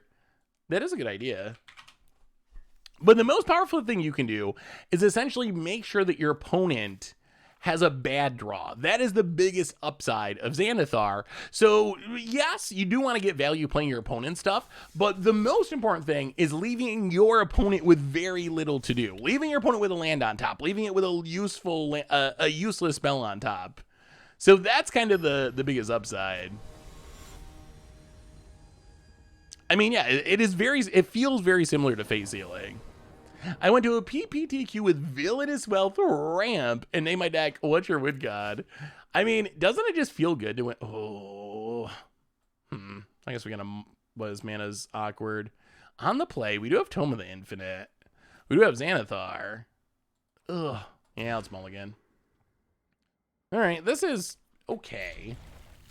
Fine, I guess. Negate to the bottom. Here's a commander. Oh, I should update the title too.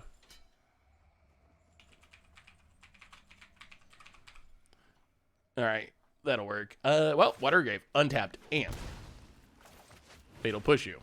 That's easy. Huh? This is like exactly what we were playing. Okay, so what's our game plan? So we take what? Huh. Interesting. Can't get away from the Shaman tonight. Been enjoying Historic running a Bant Elemental deck. Got up to Platinum so far. Oh, that sounds really sweet. Elementals are so much fun. Risen Reef is one of my favorite cards in the last couple of years. There's so many cards that could be drawn. Huh. Yeah, Villainous Wealth is a cool finisher too. I don't know what we take here. So I lean towards, so what's going to happen? We take Harmonic Prodigy. They play Llanowar, we kill it, and we just hope for the best. We could also take Llanowar. Maybe we take Llanowar. And just hope they never draw land. All right. Sure. Llanowar down. I mean, one way or another, we're killing Harmonic Prodigy and Llanowar. I guess the upside of this is... Yeah, I don't know. Maybe our opponent never draws a land. Maybe it doesn't make a difference. Do you think MTG Duelfish is going to become large enough to create your own store whenever, wherever users are based? Opponent draws another one. Okay. Well, I guess we got to Fatal Push it. So Goldfish actually isn't really a store. We've never really been a store. So I mean, I think Goldfish for being a website is pretty big. Yeah, apparently you're right, Neojuk. So I feel like for being a Magic content website, Goldfish is pretty big.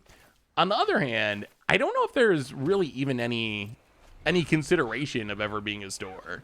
If there is, I've never heard about it. Well, I guess we counter it. Counter the Burning Tree. Land on Black and Gonti. Seth, my first time catching the live stream, but I love watching the replays. So excited to finally be here. Well, Mayman, good to have you. Ooh. Huh. The downside of this matchup is our opponent doesn't have the best stuff to steal. I guess Visionary something, but really, opponent has a lot of synergy cards. Opponent. Elvish Visionary. We want a Xanathar. Xanathar, if we can find it and get it down, seems kind of insane. Oh, Visionary. Draw a card. The bad news is opponent's about to go off. Even more lands. Castle Lockwayne. Might as well hit ya. Oh, where's all of our... We have so many removal spells. Winter Milan handing out a gift sub to Naderman. Thank you, Winter Milan. And welcome, Naderman. Thank you for your subscription. Big soup cheer for you. Thank you, thank you, thank you, thank you. We aren't a store, and I don't think we can become one easily with all the sponsorships and agreement. Yeah, and also, like, that's a lot of work. I mean, it's a lot of work selling. I used to buy and sell Magic collections. That's a lot of work. Having an actual, like, honest to goodness store, that's a lot of work. So yeah, that would be, I don't know if we have the expertise to do that. I could imagine someday in the future having like a local game store. That would probably be when I was not. That would definitely, I would imagine that would be when I was not doing content. But I could imagine that. I think that would be kind of fun because I do have experience selling cards. I have no idea. I think a local game store is probably not the wisest investment at the moment. But ooh, what does this get us?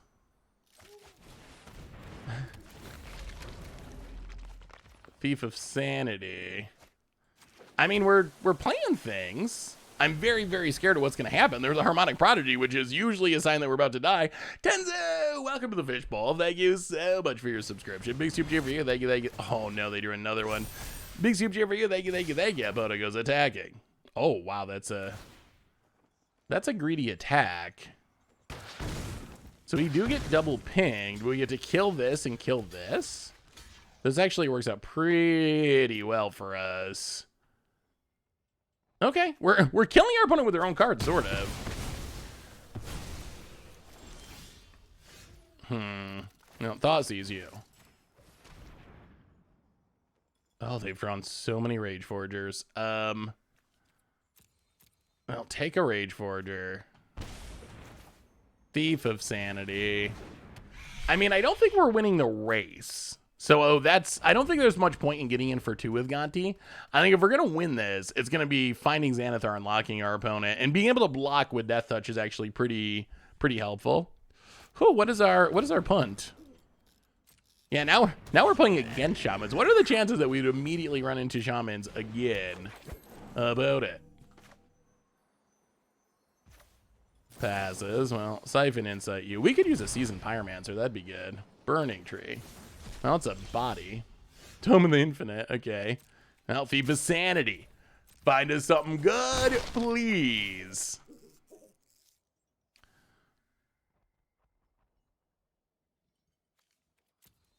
Yeah, Bone Crusher's not the worst. Well, Burning Tree. Burning Tree Emissary. Make some mana. Stomp the Rage Forger. Tome of the Infinite. Conjure up some goodies. Tome of the Infinite's ridiculous. Hey, Chuck, how are you? I'd love to see some improved funny fungus someday.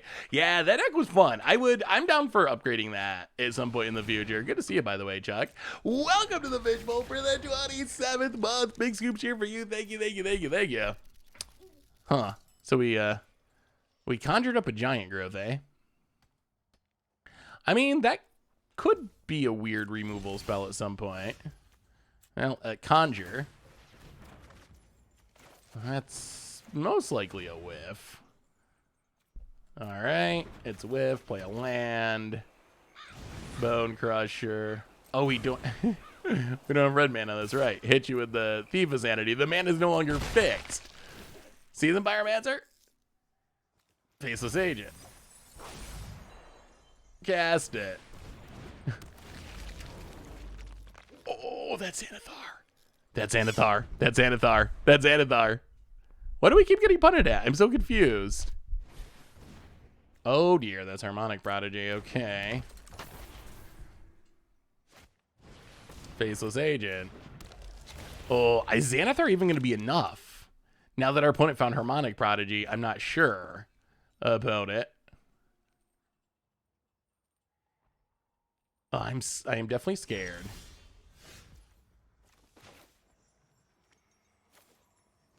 Oh, Xanathar. Conjure. Light of Hope. We're not even attacking. We're staying back. Come on, no Rage Forger. We're so dead to a Rage Forger. Please tell me you did not find a Rage Forger. About it. Oh, Burning Tree. Okay, comboing off. That's not good. That's not good. Burning Tree. Makes a bunch of mana. We know how this ends. An Archimancer. Okay, that's fine.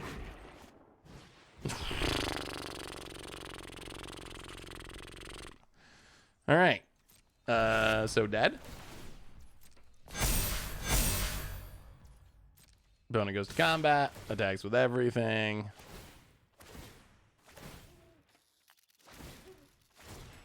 I assume this means we're dead. So we take 6.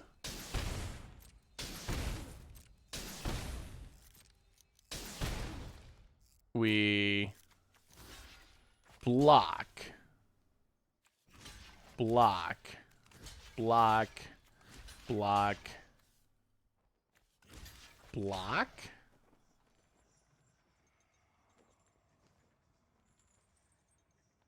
Is there a better way of doing this? I mean, we can gain 4, which is something. We do need to kill as much as possible.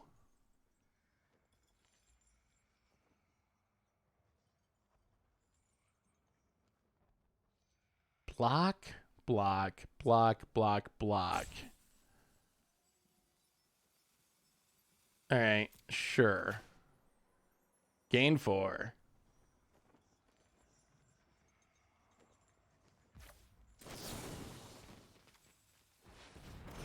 Also unfortunate is the Seasoned Pyromancers are still going to let our opponent kind of control the top of... Ooh, okay. That's helpful. That is helpful. That can kill the Rage Forger. All right, we might be back in business. Maybe. Wow, this is so close. All right. Ugh, Tome. Conjure. Lightning Bolt's also not bad. So we can't really afford to take damage. Stomping Ground's tapped. Siphon Insight. Llanowar Elves.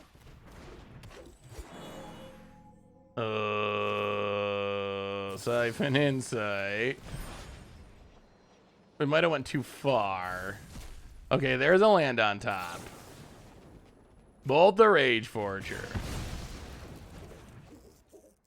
Pass the turn. Opponent draws a land, although they got filtering. Oh, wow. We almost left our opponent with a Coco, which would be bad. Get Goosey! Welcome to the Fishbowl for the 22nd month. Thank you for your subscription. Big soup cheer for you about it. Yeah, draws some new cards. Elvish Visionary draws a card. How many Rage Forgers are left?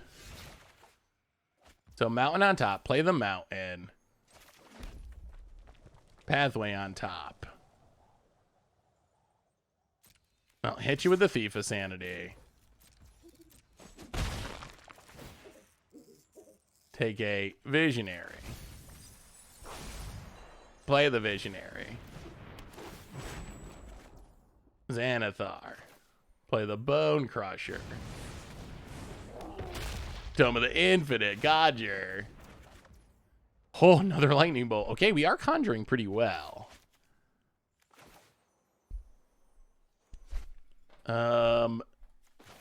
Play it. Pass the door. We got a chance. This is kind of working. About it. And we can even kill the Rage Forger if they find it. There's no Harmonic Prodigy. Untap land. Coco is the card that they drew off of the Seasoned Pyromancer, apparently. Well, what do you find? 6 life's not a lot. Ooh, this is a tight one. This is a close one. What about a deck that wants to bitter or deal your opponent's basics and Ghost Quarter and Field root away their lands?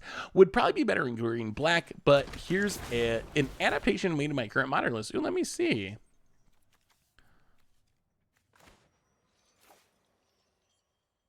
Well, okay, so opponent's gonna make a bunch of tokens.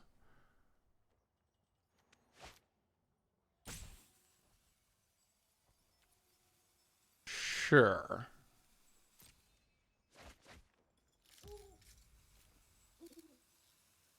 Sure. Wow, this is so close. Opponent.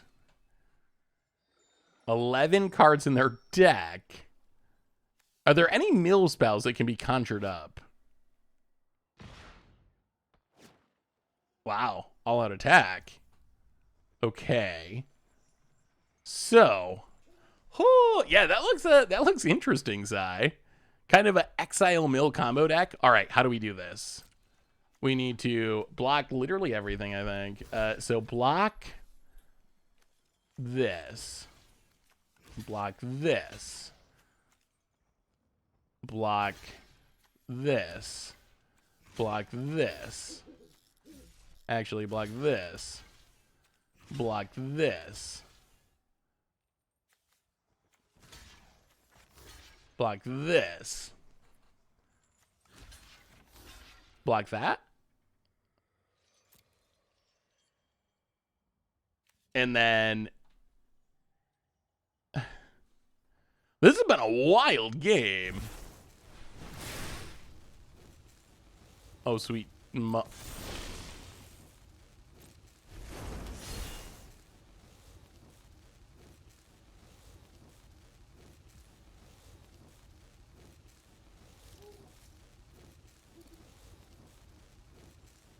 You gotta be kidding. Wow. Okay. So we're dead, right? I mean, we can't Heartless Act a creature that has counters on it, unfortunately. I guess we can... Wow, this is the jankiest way. We're going to have to remove counters and then bolt.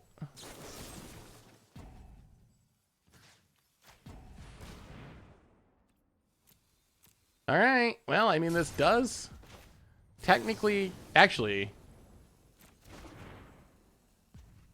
Yeah, I guess we got a bolt. All right. Oh, not dead.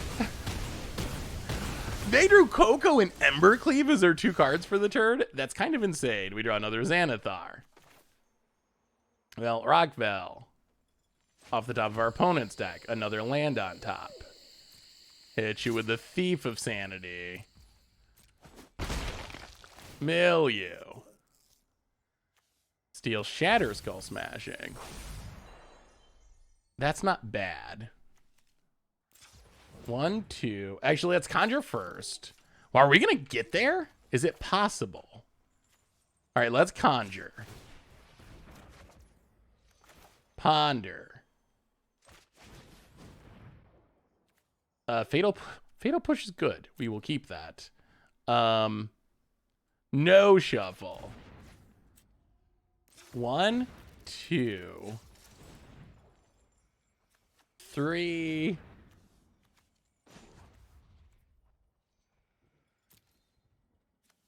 4, 5. Shatter Skull Smashing.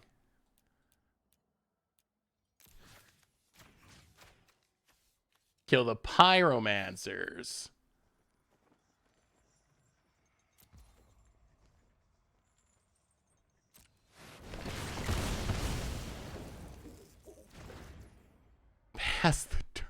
Pass the turn. What a wild game. This has been an insane game. I think there's a chance we get the mill win. Opponent only has 6 cards left. That's not many. That's not many cards left. We got the Thief of Sanity. Opponent plays a land. And scoops it up. Wow. That was an insane win. So the reason not to kill Prodigy there is we can deal with Prodigy anytime with the Fatal Push. We can't deal with the Seasoned Pyromancers with the Fatal Push. So that's the main argument is we have the answer with the Fatal Push. Pete Jessica, welcome to the Fishbowl. Thank you so much for your subscription. Big super for you. Thank you. We are playing best of 3. Eldest Reborn, probably not great in this matchup.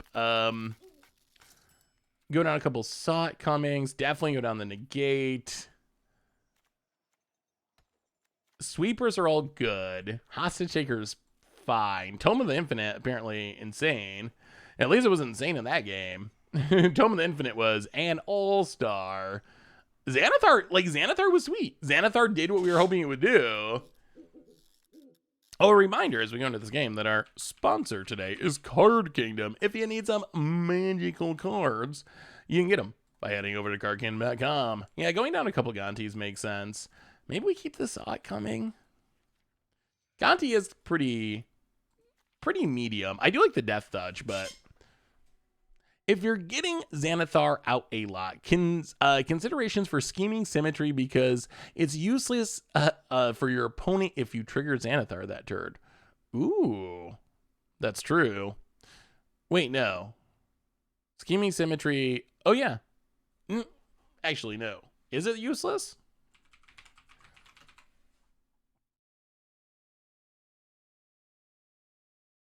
So you cast it during your main phase. The problem is you control them during your turn, right? So if you cast Scheming Symmetry, so I guess you can do it and cast the downside. So there's no downside, I guess, basically. Your opponent's still going to tutor up a card. They get to tutor and put the card on top of their library. I guess there's some risk they could choose something that was like too expensive for you to cast. But yeah, in general, it would mostly be a 1-mana tutor, which does seem pretty sweet.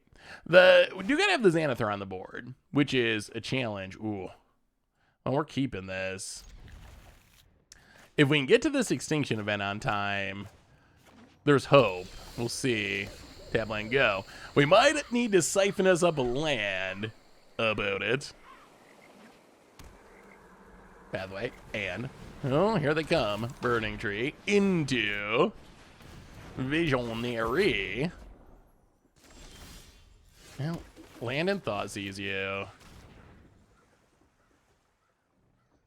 Oh, those are all good cards. I'll take the Rage Forger. Come on, lands. We gotta get to this extinction event before we are extinct. A guy's archive trapped me with his after he casted a Scheming Symmetry. Yeah, Mill and Modern is one of the other decks that I think there's some chance that it could actually work pretty well in. Well, past the turn. Wow, we're a land away from being very happy with our lives about it. Hold. I want to siphon Insight, but I kind of feel like we got to stop this Faceless Agent from drawing 2 cards.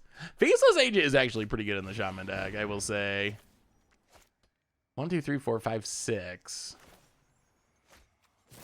All right, Magic Gods. Give us a land. We would like to get even. Oh, Tome. Oh, that's awkward. Well, okay. Oh, dear. Oh, no. Oh, no. And even our opponent's deck didn't. Oh, no. Oh, that's not the way we wanted to lose this one. Visionary draws a card. Oh, I was trusting we get a land from our opponent's deck, but no deal.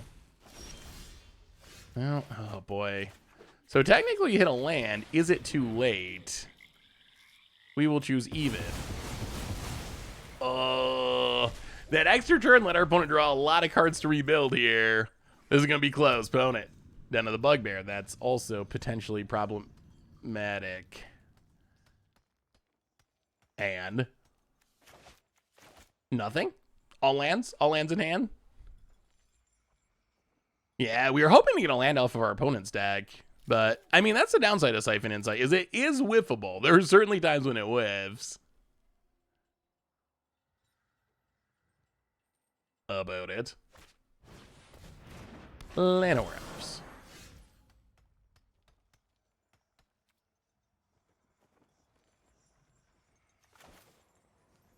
Oh, we really, really, really need a land. Oh, do we cast this knowing that if we whiff, we're dead? We're literally dead to Den of the Bugbear. But we really need a land. I mean, I guess a lot of their lands would come into play tapped.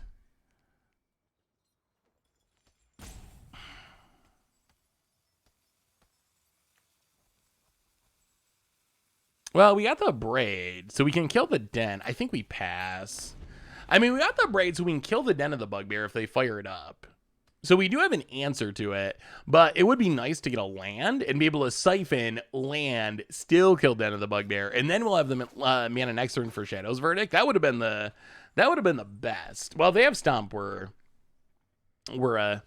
about to get stomped. I don't think we beat a Stomp here. We just gotta hope they don't have it. We're hoping that they tap out to fire up. Ouch. Ooh. That's tough. Tough. Well, yeah, now we're definitely dead. I don't even know if we should have shown that a Braid. Yeah, now we definitely can't beat the Den on the Bugbear. Ooh. Okay. Ugh. Well, that game we just had trouble hitting lands. Maybe we need some more MDFCs. That's always whenever I get mana screwed, my immediate reaction is we should probably add some more MDFCs. But did they know that? Did they know that that Abrade was in their deck?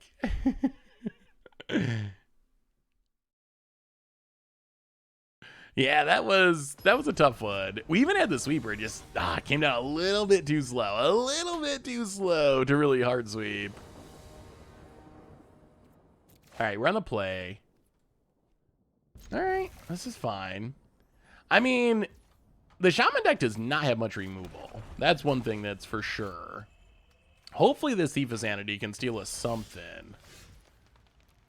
Well, all right, tap land, go. About it. Oh boy, here they come. Burning Dream Emissary. Harmonic Prodigy. Well, kill the Prodigy. Play the land. Shadow's Verdict could be really good. All the stuff in the deck costs 3 or less, so Shadow's Verdict can really get them. Bonus, tap land. Combat. Hits us. And Visionary. Passes. Well, play the Thief of Sanity. See if we can get our opponent to spend a removal spell, maybe.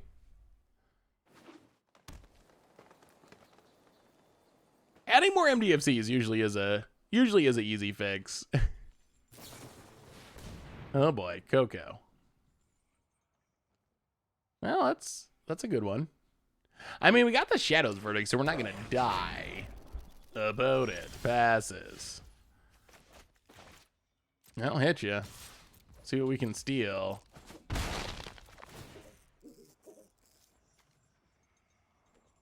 I guess Harmonic Prodigy. Well, land and Shadow's Verdict. Oh, we lose our Spectre, but it's worth it. It's worth it. About it. Adapts. I have a question about the Card Hoarder Loan Program. Is there a good resource for that? So if you have a question, I might be able to help you with that, depending on what the question is. But I assume that Card Kingdom or Card Hoarder itself would be maybe the best place to go to get information on it. Yeah, it's not the right creature types. It would be sweet if we could take 2. Only Shamans and Wizards, and this is a human pirate. So what was your question about? What was your question about the loan program? About it. Yeah, Card Order is really good with customer support stuff. Passes. Well, Siphon Insight you.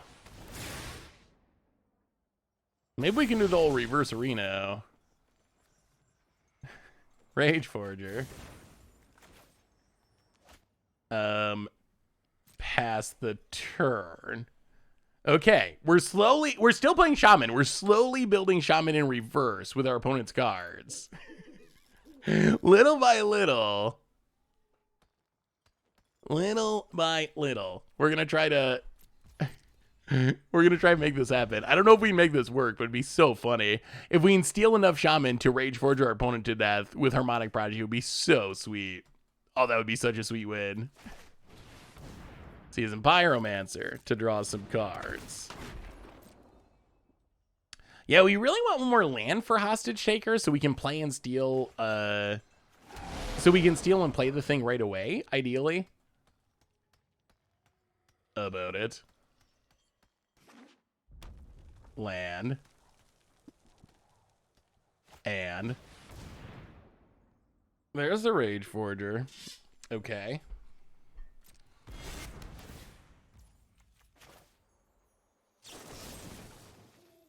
I'll kill the Rage Forger. about it. Gets in, we get to block. Ugh, not enough mana to cast a spell. Drown in the lock. How many cards in the graveyard? Plenty. Well, let's Hostage Taker. Steal a Faceless Agent. Oh, still not hitting those lands, though, which is so awkward. Pass the turn. About it untaps.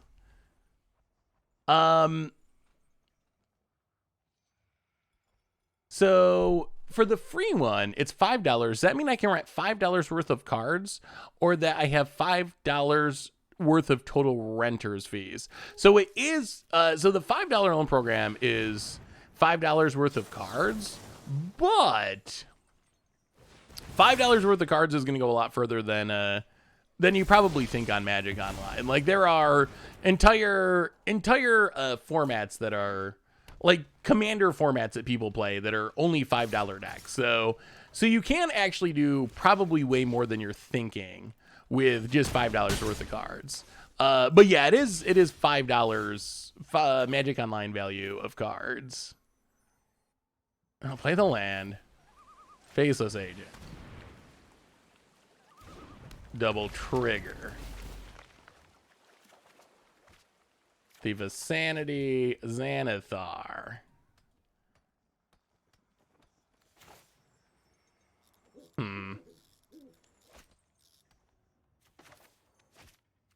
How can we do this? Opponent's got 2 cards. We're at 10.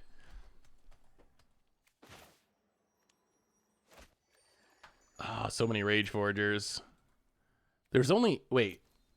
There's only 1 left in their deck? Out of 34 cards, 1.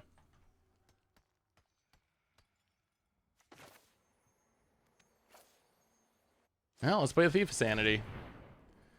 Pass the turn, see what happens. Nothing big and bad. Wow, this ended up being a really close game.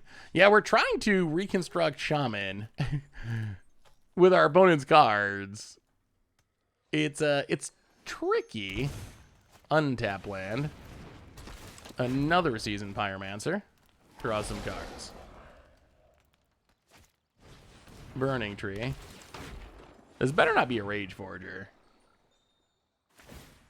Alright, Seasoned Pyromancer. Alright, so opponent did their thing. Goes attacking, goes attacking. We will double block and kill one.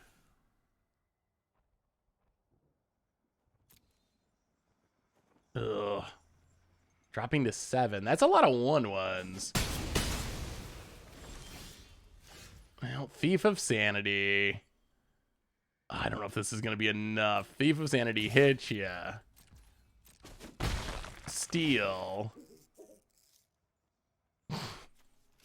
Why are they playing so many Embercleaves in this deck? Steal Embercleave. So 1, 2, 3, 4, 5, 6, 7, 8, 9. 1, 2, 3. So we can play Xanathar. Kill this. Block, block, block. Go to 1. I mean, I guess that's what we got to do.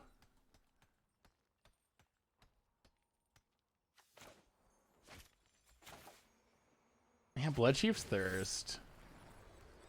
This does work, right? Block, so we block here, chump here. Take 5. Yeah, I think that's our best bet. So kill that, play Xanathar. All right. No Rage Forgers, no Bird Spells, no Embercleaves. We got rid of 2 of the Embercleaves, so hopefully we're good. Yeah, the land, block, block, block, take 5. So we're planning on jumping on the land if we have to. Opponent plays a land, but that's still fine though, right? Block, block, block. 1, 2, 3. 5 damage. Go to 2. Untap, get to play off our opponent's deck. Maybe hit a sweeper. Maybe build a big enough board that we can survive the tokens. Like, that's got to be our That's got to be our goal. I don't know how practical it's going to be. Opponent trying to figure out their layer. This ended up being really close. So then, when the actual loan account, if I wanted, say, a $10 loan account, would I have to pay $10 up front, like, or is it some percent of that every week? It's a percent every week. So I believe, and double check the numbers, but I believe that you get, you pay, I want to say it's 3% of your total loan account balance a week. So if you had a $100 loan balance, it would be $3 a week. I'm pretty sure unless it's changed, I think that 3% is the number. So you could get $100 worth of cards and change those cards as often as you want it for $3 a week. If you wanted $1,000 worth of cards, then it would be $30 a week. Obviously that's a lot. The biggest upside is you can just change decks all the time. That is by far the biggest upside. Because switching decks is really expensive. Wow, can we win with Embercleave? Where'd this Rune Blaster come from? Wait. Let's think about this. So this is going to be 10.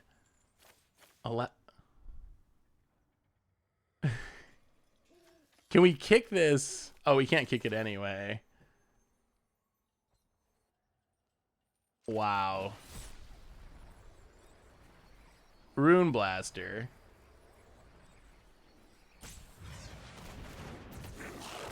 Go to combat. Attack you.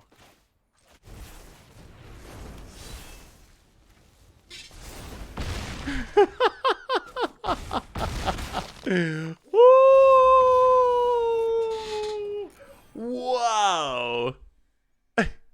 Well, that's a Xanathar power. That's a Xanathar power. That works. Wait, why can we not cast something and then attack? Embercleave gives the discount. Wow.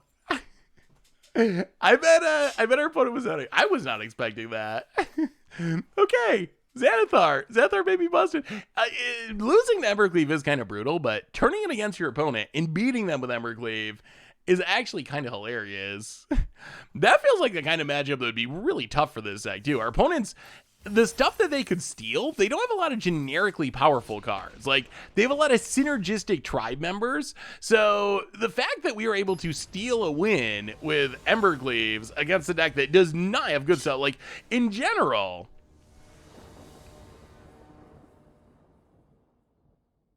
I feel like we want to play against decks that have generically good cards. So the fact that we beat a deck that doesn't, I think, is a good sign. Well, all right. Siphon away. No Xanathar, but we don't need Xanathar yet anyway.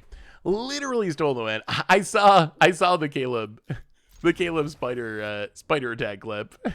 We have a new donation. Chef Stitch. Hey, was that you? $5 donation. Good game, Seth. PDB with my own stuff. Player playing against you. Good game, Chef. That was a really close game. The Embercleaves are interesting. I forgot how scary that card was since it rotated from standard. When I stole it, I was thinking like, okay, this is, nothing important. Just like, we got to take something, and there weren't good options. So it was pretty funny that it ended up actually being pretty essential to winning the game. But yeah, that was a really interesting close match. Good games. Thank you so much for the donation, by the way. About it. Rad. Are they playing? It's got to be a sack deck, right? No one just plays Squirrel Tribal.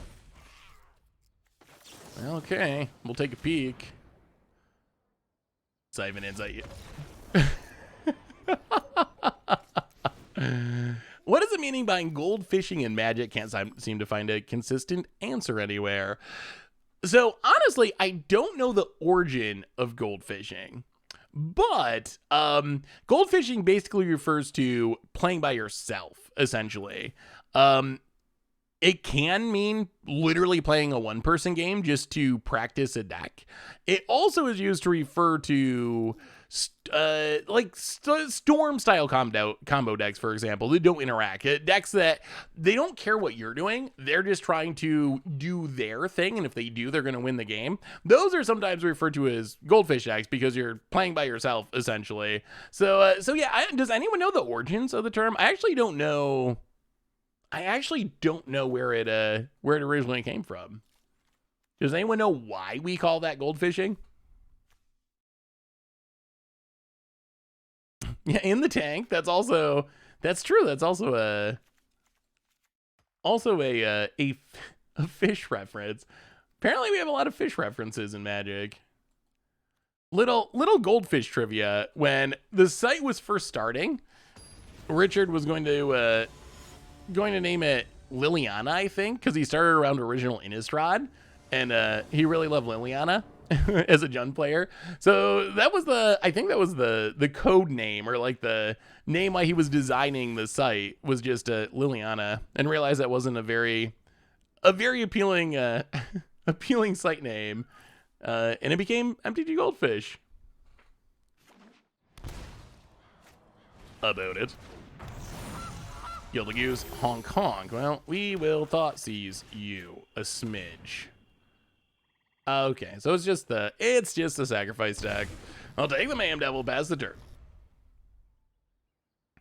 Rogue Class. Rogue Class is a really fun card. I'm surprised that Rogue Class hasn't really caught on anywhere yet.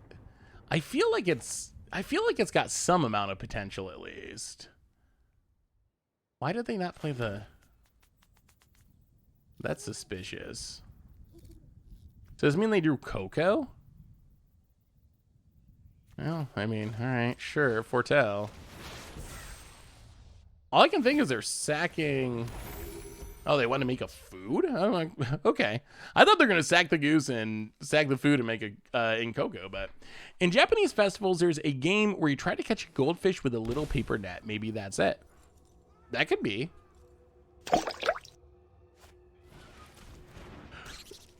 Salty Croc, welcome to the Fishbowl. Thank you so much for your subscription. Big super for you. Thank you. Yeah, that's I think a big part of the reason why that didn't become the final name, because it is not the best name for a Magic site. Okay, whiff with the Thoughtseize.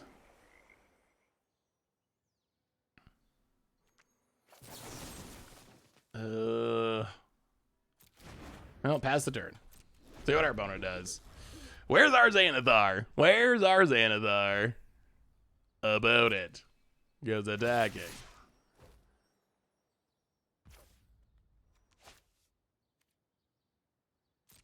We'll take it.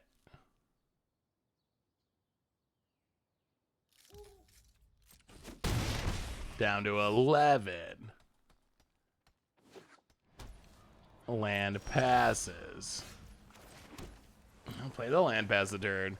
This Ravenous Squirrel's actually kind of good now. Opponent.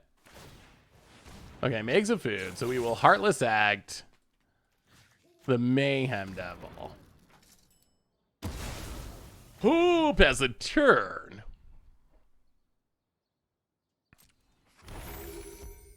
I thought it was related to the term rubber ducking, which is where you explain something to a rubber duck because things make more sense when you say them out loud, even if no one's listening. Oh, I've actually never heard the term rubber ducking, but I could see that.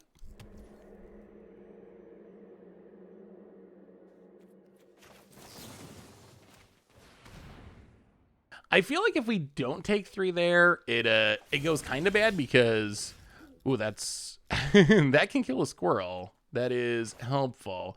I feel like we kind of have to awkwardly take the 3 because if we don't, our opponent can sack the Mayhem Devil to the Ravenous Squirrel to grow it and draw a card and gain a life, and we end up only taking 2 less damage because this gets +1/+1. So I feel like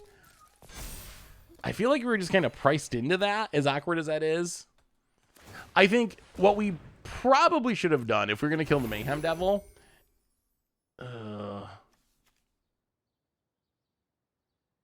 is killed it.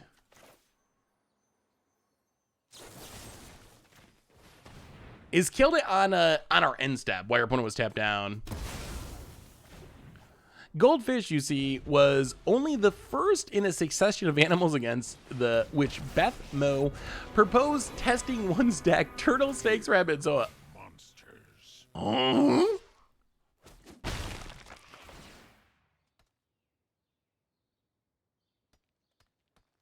Okay. Well then.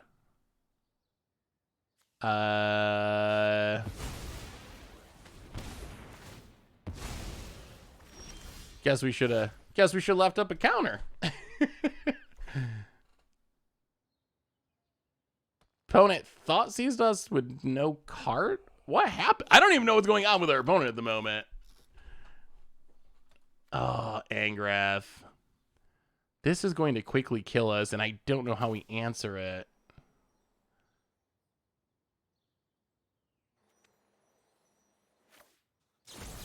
Now, Siphon Insight. Whiff. Take a Fabled Passage. Play Fabled Passage. Pass the turn. How do we stop this Angrath? Yeah, I definitely did not expect the Angrath sack. Even a little. The damage is probably the bigger problem. Like, this is just going to burn us out. Down to 5. And we don't have an answer for it. Well, crack. We got to trust our opponent's deck as an answer, which is probably a long shot. Siphon Insight. Oh my God, Binding. Okay. Okay. That'll do. Play the land. Binding. Oh, praise the magic gods. Drawing a lock. Well, that means we got a saw coming. Opponent stole that from our deck. We're the deck that's stealing stuff. Opponent. Well, we'll see. I can't believe our opponent stole our thing, stole our counter with an Angrath that I didn't even know people played in these decks. All right. Well, Binding gives us a shot. We kill the Angrath. We're at 5. Hopefully our opponent doesn't have anything good for a turn or so. Untaps. Come on. Land. Okay. Scoops it up. Boy. I mean, people think I'm an early scooper, but those are some really early scoops. And technically, we're 2-0. 2-0 with Xanathar. That was a wild game. Yeah, that was a super aggressive scoop. I mean, maybe our opponent was salty that we stole the answer from their deck. Although, in our defense, they stole the counter to protect the answer, or to protect their Planeswalker from the answer from our deck after stealing the creature that we played with their Planeswalker. So I don't know how they can be too salty. Is Angrath underrated? Should we be playing more Angraths? I think, oh boy. I think it's something that people play as an answer to Sarah's Emissary, which otherwise is just brutal for some decks. Where you can just yoink it. Just yoink it for a turn and then... Just yoink it for a turn and hopefully... Ooh.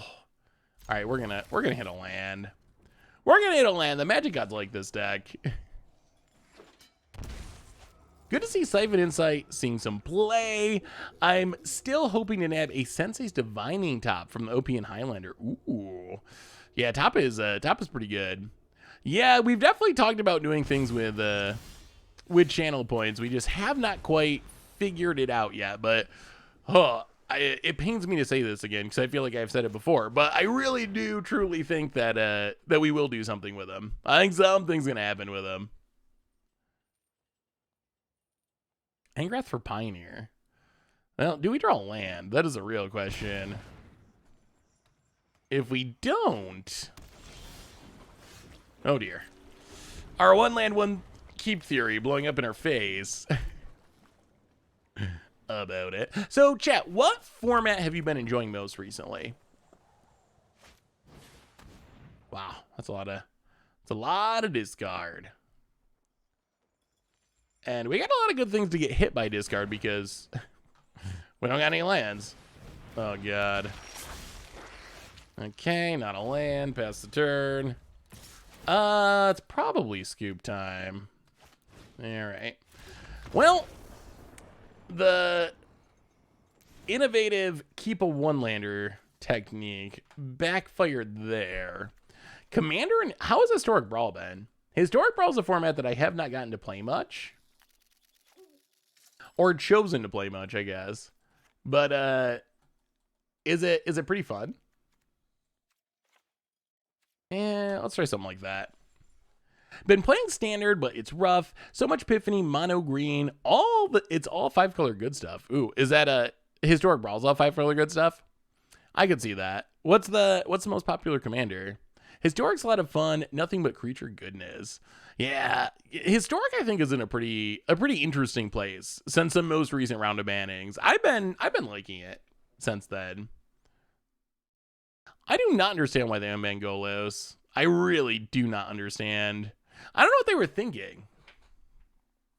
Like, it's kind of mind-blowing that they unbanned it just before it was banned in actual Commander, which is way more powerful and equipped to deal with something like that. Does their thing work? Their whole idea of like, oh, we're gonna somehow segregate it or whatever. So like, if you're playing a fun deck, you're never gonna play against Golos decks, or very rarely play against Golos decks. Does that actually work in practice or not? Not really. Well, I guess we're the one with the Thoughtseize this time. Don't see much Golos at all. What are you playing? Okay, so I guess that's fine. I mean, I guess if it works, that's fine.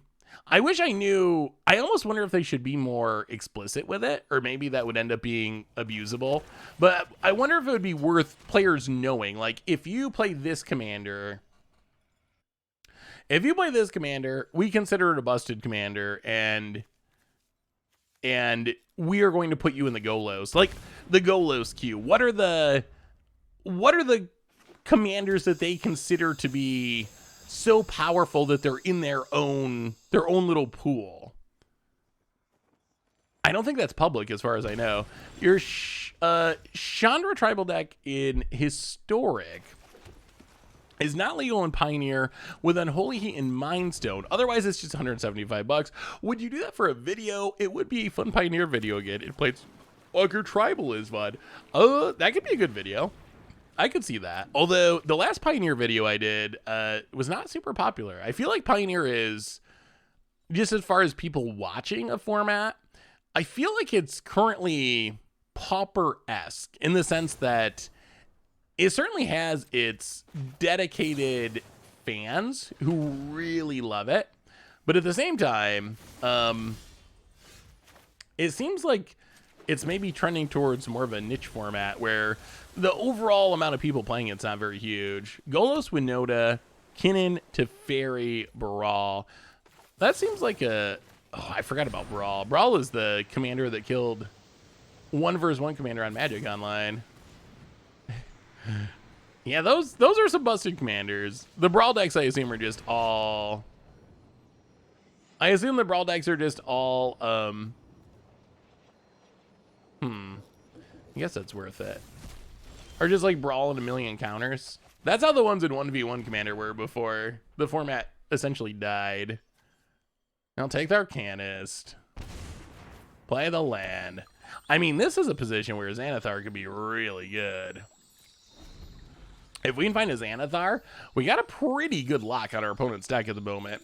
Pioneer needs more people making videos so there'll be more interest. Yeah, there's a weird chicken and the egg thing. Like, because people don't make videos, there's less interest, but because not as many people watch the videos, when people do make them, then people are less incentivized to make videos, and then you have a bit of a death spiral. That might not be not a death spiral, but you know what I'm saying. Like, things snowball in a negative direction. Do you consider yourself more chicken or egg? Probably chicken, I guess. I don't know. I don't know how to answer that. I've never thought of that question before. So I guess chicken. I mean, the thing is, I like Pioneer. When I play Pioneer, I usually have fun with it. So I would like it to be.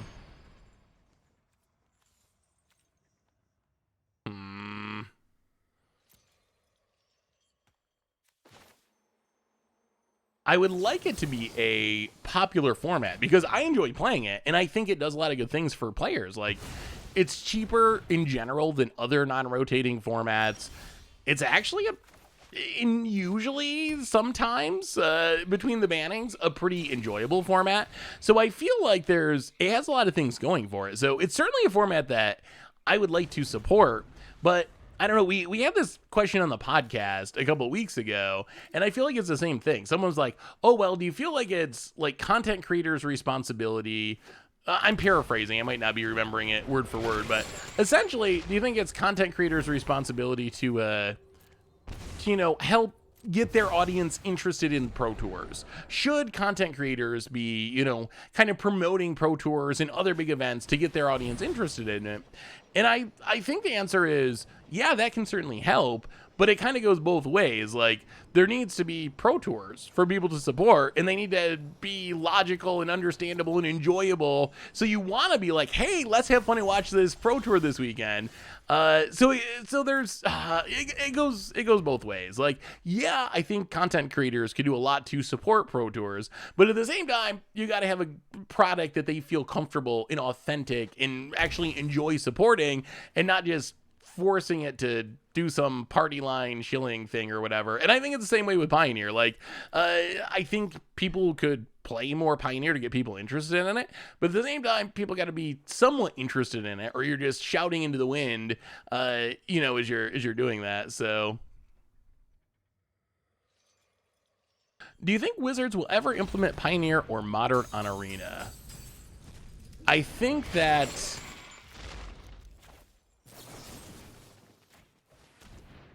Pioneer is way more likely than Modern. Although, I don't know. If you would ask me a year ago, I think the answer would have been a definite yes. Wow, so many Croxus. I think the answer would have been a definite yes.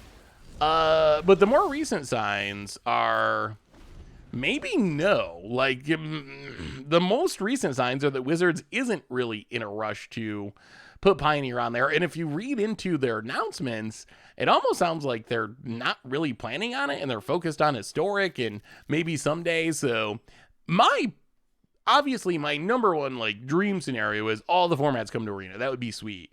But I think what I'd really like to see over the short term is Historic is the crazy digital only place and Pioneer existing alongside it. So players have two options. You can play a normal paper format that is not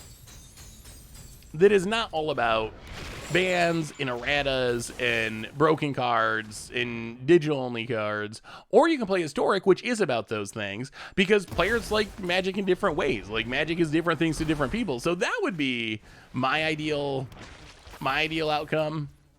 Whether or not that actually ends up happening, I don't know. Well, Tome of the Infinite. But yeah, I hope that's what happens. All right, opponent's last card was Mystical Dispute. Well, they can't get Croxa back yet. We need one more card type. We have not any creatures. This has been a very, very strange draw for our deck. We've hit literally 0 creatures. Opponent passes. Well, Conjure.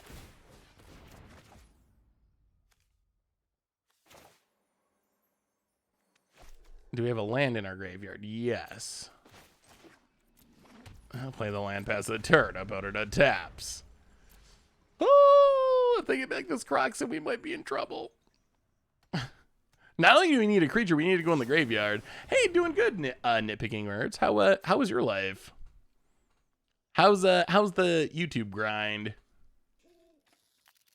Didn't they print Pioneer decks in paper? Yeah, I mean, I think Pioneer is still being supported. I mean, right now, not much is happening in paper Magic still because of all the pandemic stuff. But in general, I think that Wizards is still making products for Pioneer and paper. We just haven't seen, oh boy. We just haven't seen many signs of, in fact, the opposite on Magic Online or Magic Arena, essentially. Like, if you listen to Wizards talk about it for Magic Arena, the last word that we've gotten from them is we're focusing on historic. Pioneer Masters, which was supposed to come out last year and then supposed to come out this year, is no longer on the roadmap, essentially. So it still could happen. It wasn't a like, no, we're never doing this, but it definitely wasn't a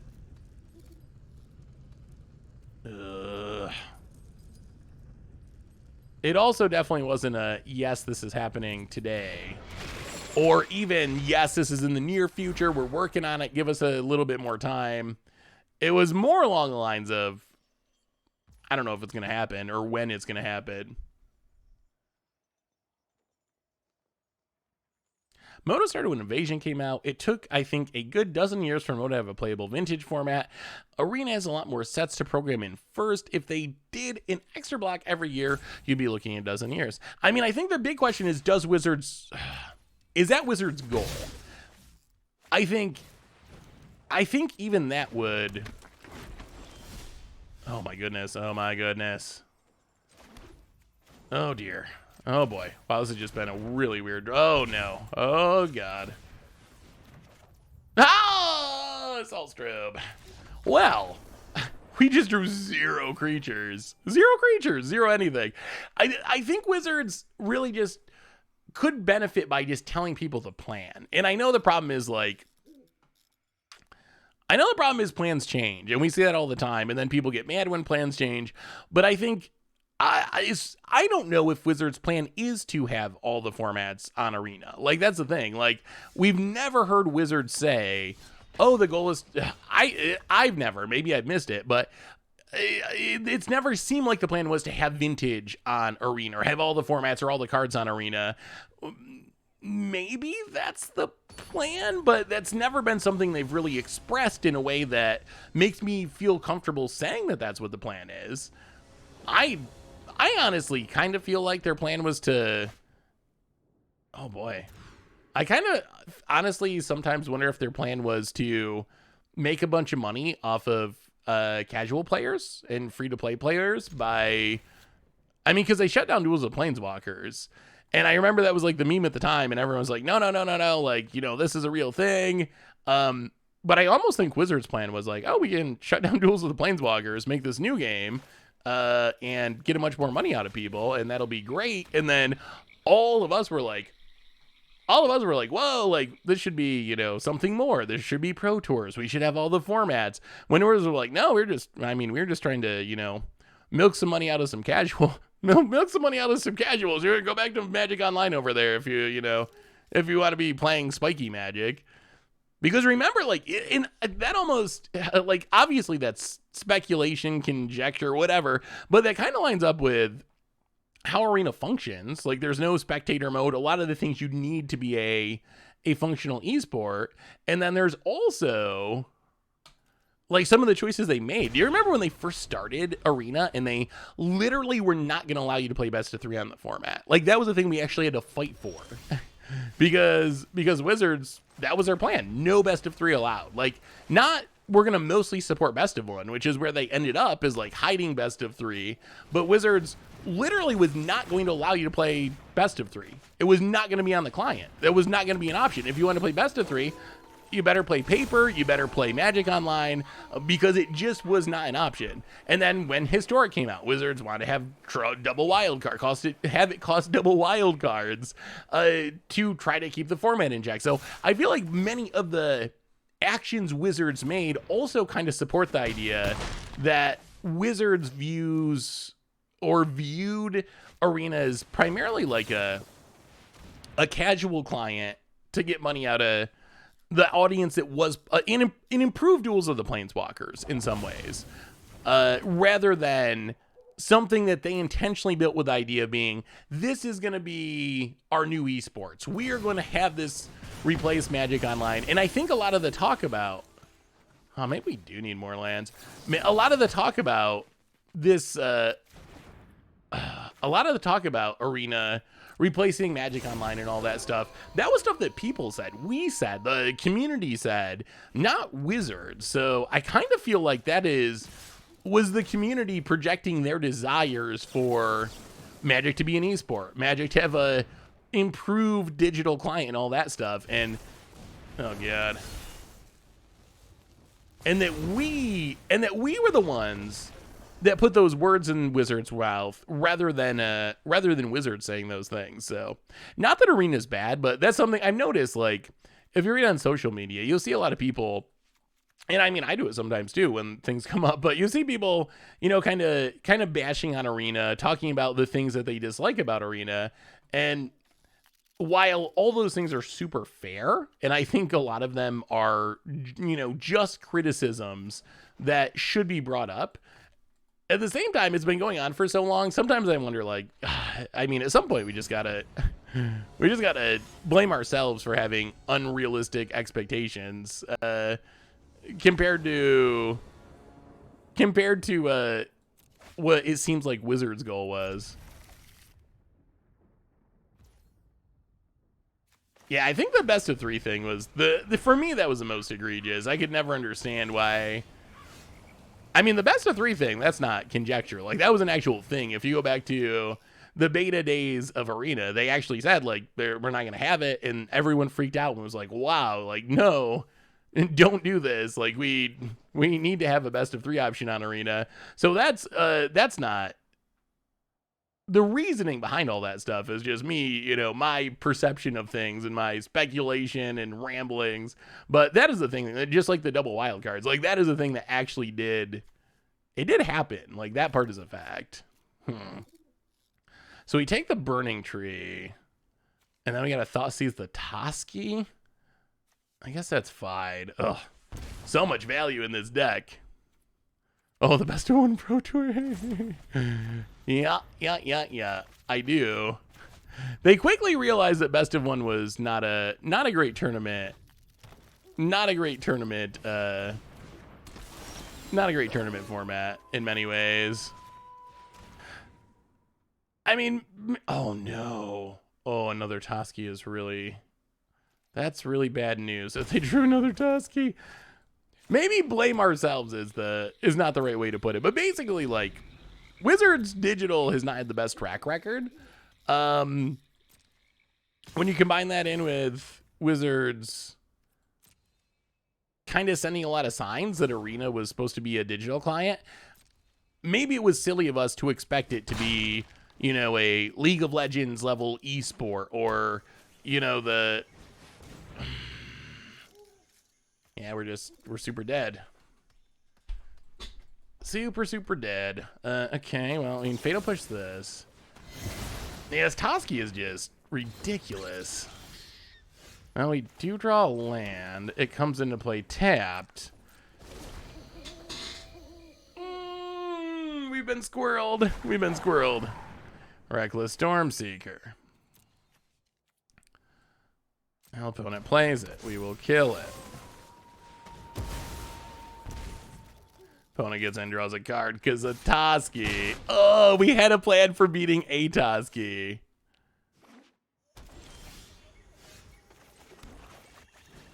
I mean, I don't think it's unreasonable for us to ask. I just don't think that, I mean, and I come from a little bit of a perspective where I played Magic Online for a long time and lived through Magic Online and Wizards Digital and basically being a meme. Like, I don't know why we, to some extent, I don't know why we thought Wizards could make a good digital version of Magic. Because there was not really any signs with, there's not really a ton of signs from Magic Online that Wizards has the ability to make a functional digital client to play Magic digitally. So I'm just not sure. I'm not sure why do we think this time was going to be different? Not that Arena, and this isn't like a huge, I don't know how we got on this topic, But so this isn't some Arena's horrible thing. Arena does some really fun things, and I think it's a really fun way to play Magic. But the whole like push into esports and all that kind of stuff, in a lot of ways, have ended up being kind of laughable. Like the MPL came and went, the esports came and went, the advertising views, Mythic Invitational, like all that stuff happened, and all that stuff is gone now. Yeah, I mean that's probably the biggest drawback of Arena is there isn't a place to play Arena on it, or isn't a place to play Commander on it, and Commander is the format right now. Or I think, yeah, I mean I think that was Arena is great for new players, and it's great for experienced players in a lot of ways too. So yeah, but I think that was Wizards' goal. Like with the benefit of hindsight, I really do kind of feel like Wizards was making a new player focused client to be fast and flashy and like Hearthstone, and to replace Duels of the Planeswalkers, rather than making something that was designed to be the next esport or to host pro tours, because it doesn't have the pieces that you would need to be the next esport or pro tours. Like if that was their plan from the beginning, I assume there'd be like spectator mode, and I assume, you know, the economy would work differently and all this stuff that we've talked about over the years. So rather than Wizards just like, because it's easy to write it off as like, oh, Wizards is just incompetent. And in some ways they probably are, but another explanation would be it's not that Wizards was like fully incompetent with Arena, but is that Wizards was trying to make, you know, this replacement for Duels of the Planeswalkers, and then kind of partly because of Wizards and the pandemic and because of the community pushing for it, it ended up being this like esports thing, competitive thing, and ended up in most ways, as far as that end of things, kind of flopping. So it's either that Wizards is so stupid they didn't know that your esport needed a spectator mode, which seems like a stretch, or that wasn't what they initially set out to do with Arena. And then by the time they decided to try to do stuff like that, it was too late, essentially, to do it easily. Oh, boy. Well, we're going to have to siphon some goodies. I guess we take the showdown of the Scalds. I mean, Wizards, give them too much credit. They completely screwed the pooch on D&D. I don't know much about D&D. I do know quite a bit about Magic Online, and Magic Online, I wrote a whole article on the history of it and some of the weird choices and failures of it, but I don't know. So do you think that... I think it's definitely interesting. I think it's an interesting topic. We have to do a history of... It might be time. It might be enough of Arena to do a history of Arena article. Actually, hilariously, the complete history of Magic Online article, that article cracks me up. That article actually, that was one of the articles where I actually got some people at WotC were not super happy about that one. That one was actually kind of funny. I guess it was kind of like a little bit harsh maybe, but it was very well sourced. Like I went through so many documents, and like a lot of the things were just funny about the bugs and Wizards saying like, oh, we're going to have leagues, and then it not happening for years and years, and some of the funny excuses. So it probably came across pretty harsh, I guess, in some ways, but it was all like it was all backed by actual sources and facts and so forth. So it wasn't like it wasn't an opinion piece. It was more of like a research piece. But yeah, that was one of the only I've written a lot of articles that are in some way or another pretty critical of Wizards, and that's one of the only ones that I remember where actually like talking to some WotC people that were unhappy about the article. It's old now, I will warn you. I mean, this is probably 2016, but I'll put it, or 2015 actually, summer of 2015, so it is pretty old. But yeah, that is a link to the complete history of Magic Online article if you're interested in it.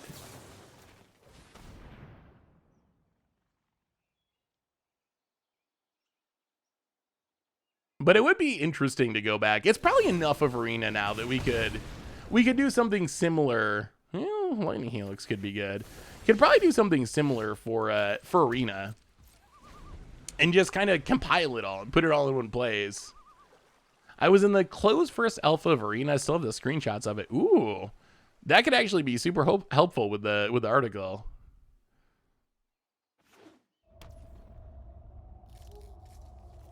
Do you think they should be allowed to make fake promises?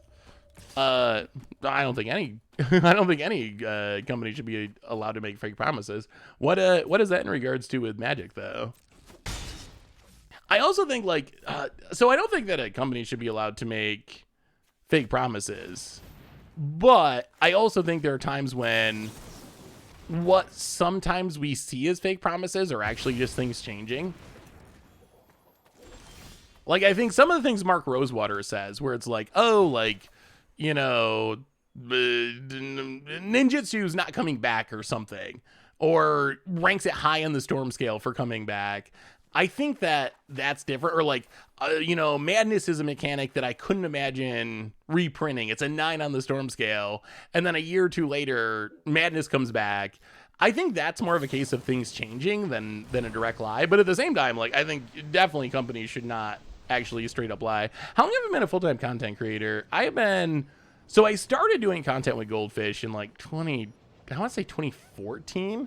But I started doing content before, as a part-time content creator, before I ended up going full-time, and I made a lot of content, so I was doing it pretty regularly as a part-time thing, and then it worked out that I could become the full-time I could become the full-time content manager at Goldfish 6 years ago. I mean, we have people who have subbed. I started streaming on the Goldfish site after I went full-time. And we have people who are 62-month subs, I want to say Awesome Dude is. So, we're looking at like 5 or 6 years. Because I started streaming maybe 6 months after I started working full-time at Goldfish. So it's been a while now.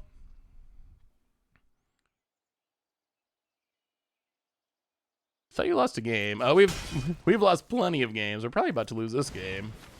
Bone Crusher Giant. Sure. Kill the Bone Crusher.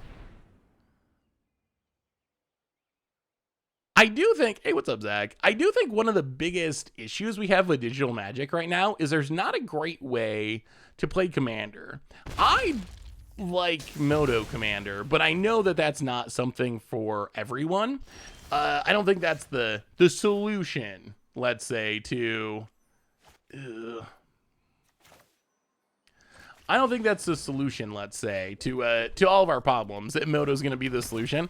Arena definitely is not even designed for multiplayer. Wizards has been upfront about that from the beginning. I feel like we need a way to... We need something. We need something, I think, for players to be able to play Commander digitally online. Hey, what's up, Max J? How are you? Good to see you. Good to see you. Clarion Spirit. And what's the last card? Oh, another Helix makes a token. All right, that's actually pretty bad for us. Oh, Siphon Insight you. Get a Bone Crusher. Stomp the Clarion Spirit. Ooh! I mean, we're fighting a good fight, but I don't know if we're actually really... Oh, no! In this game, Lunar Narc is firing off the top boat. It goes to combat. Hits us. Well, we need to find one of our sweepers. Actually, Hostage Shaker's not bad. Ugh, this is still risky. We could still just end up dying to the Spirit token. Well, Hostage Shaker. Luminarch Aspirant. Yoink. Grow it. How do we stop the Spirit? Opponent hits us. Well, they have played almost all their burn. Tap land. Unhelpful land.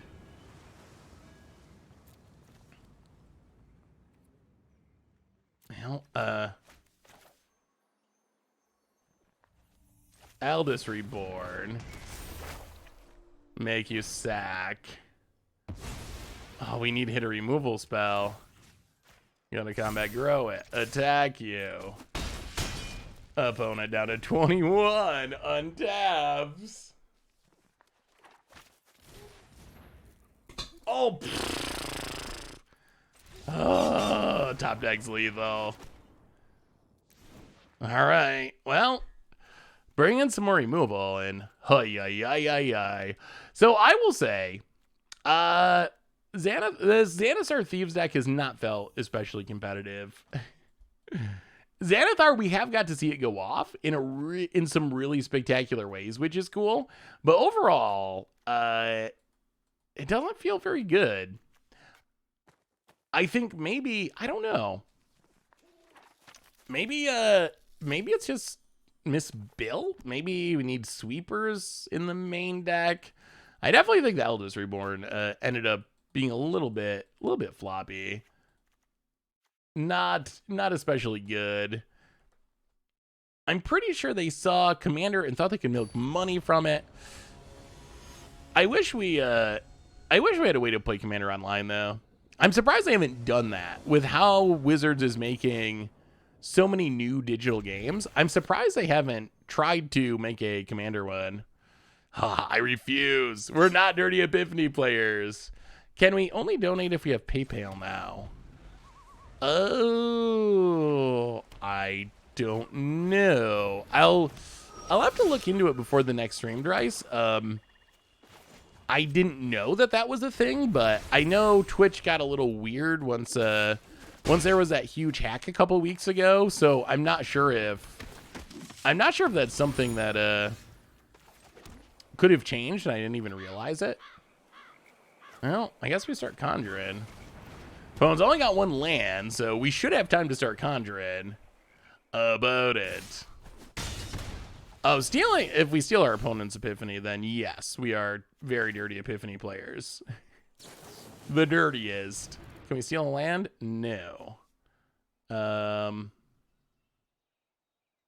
take Clarion Spirit. Pass the turn. About it. We might just kill this Usher. Opponent's having some serious land troubles. Okay. Untap land. Rest in peace? Sure. Well, conjure.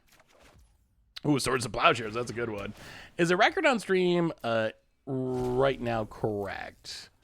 No, I don't think so. I think it's lagged a little bit with being updated. All right, we really need a land. Can we hit a land?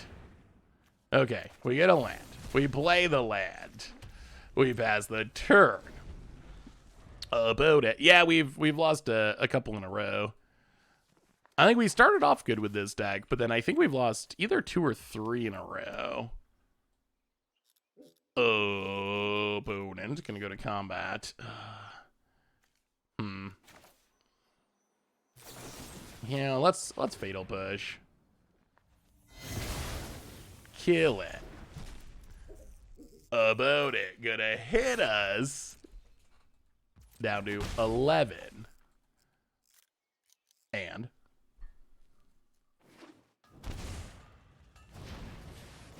Bone Crusher Giant. Well.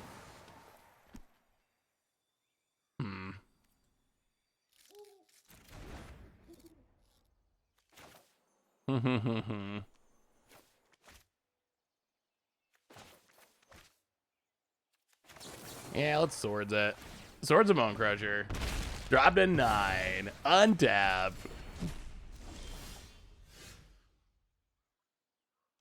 Clarion Spirit. Go.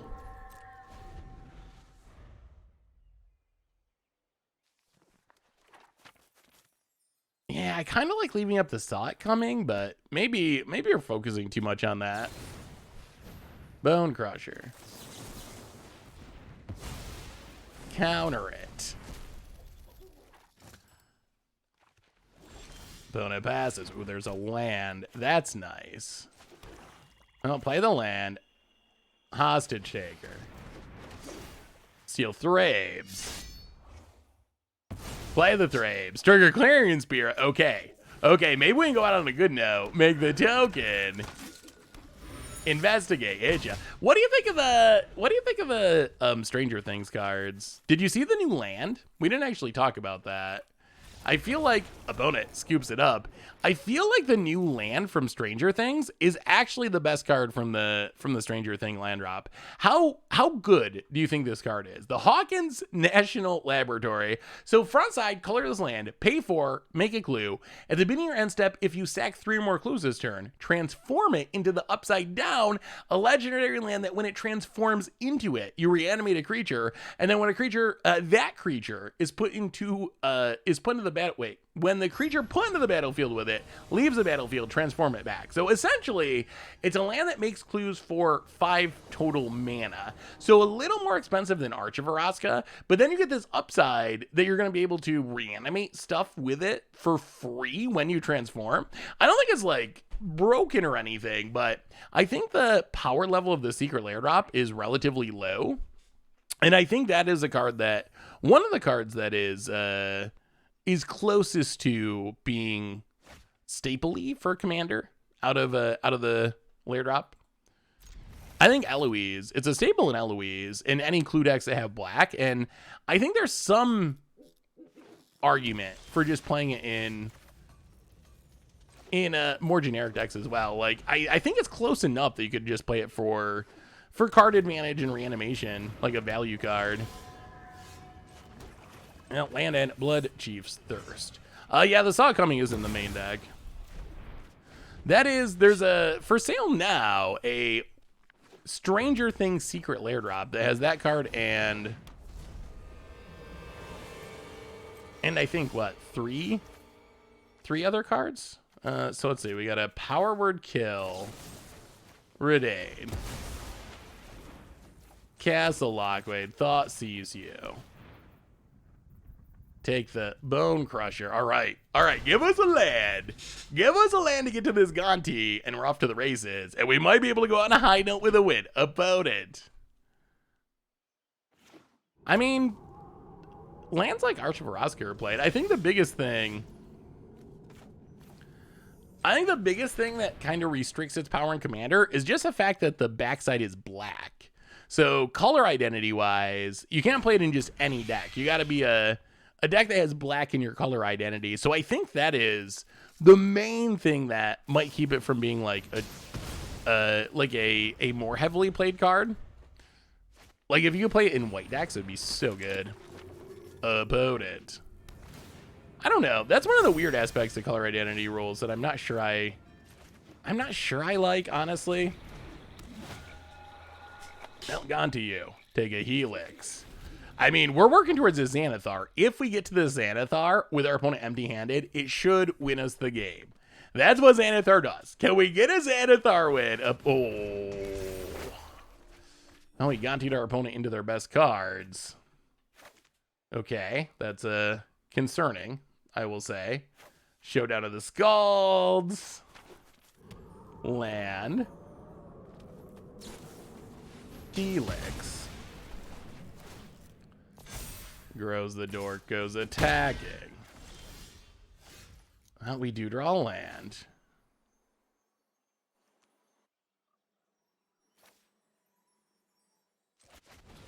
Well, steal the Luminarchus Fire it. Play the land.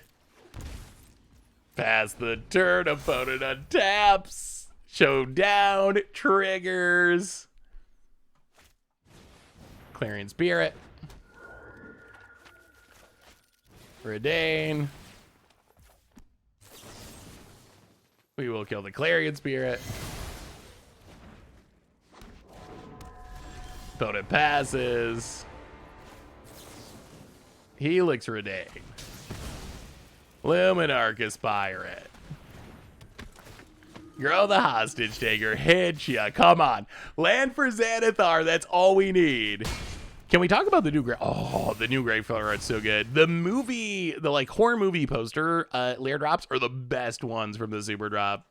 Those are my favorites. Those ones are so good. The Gravecrawler one and there's one other one that has like Beast Within in it. Those are my favorite ones. All right, opponent's gonna kill the Spirant, grow the Dork. Bone Crusher, grow the dork. Gets in. Do we draw land? Yes. All right. The time has come for the Xanathar. No attacks. Well, can you kill it, opponent? Can you kill it? Because otherwise, we're playing off your deck, and that should be enough. Like, Xanathar is so good if you untap with it. What do you think about playing Counterbalance in Modern with Otherworldly Gaze, Brainstone, and Urza Saga? Sounds like it could be fun. I still haven't really caught up to the Otherworldly Gaze thread. Is that spell actually good? No. Did they really just top deck Embercleave? Okay, we go to 10. Usher. And Bone Crusher. And Bone Crusher. Okay. Well, Usher the Fallen. Luminarchus Pirate. Mountain. Clarion Spirit. Thraben Inspector. Usher of the Fallen.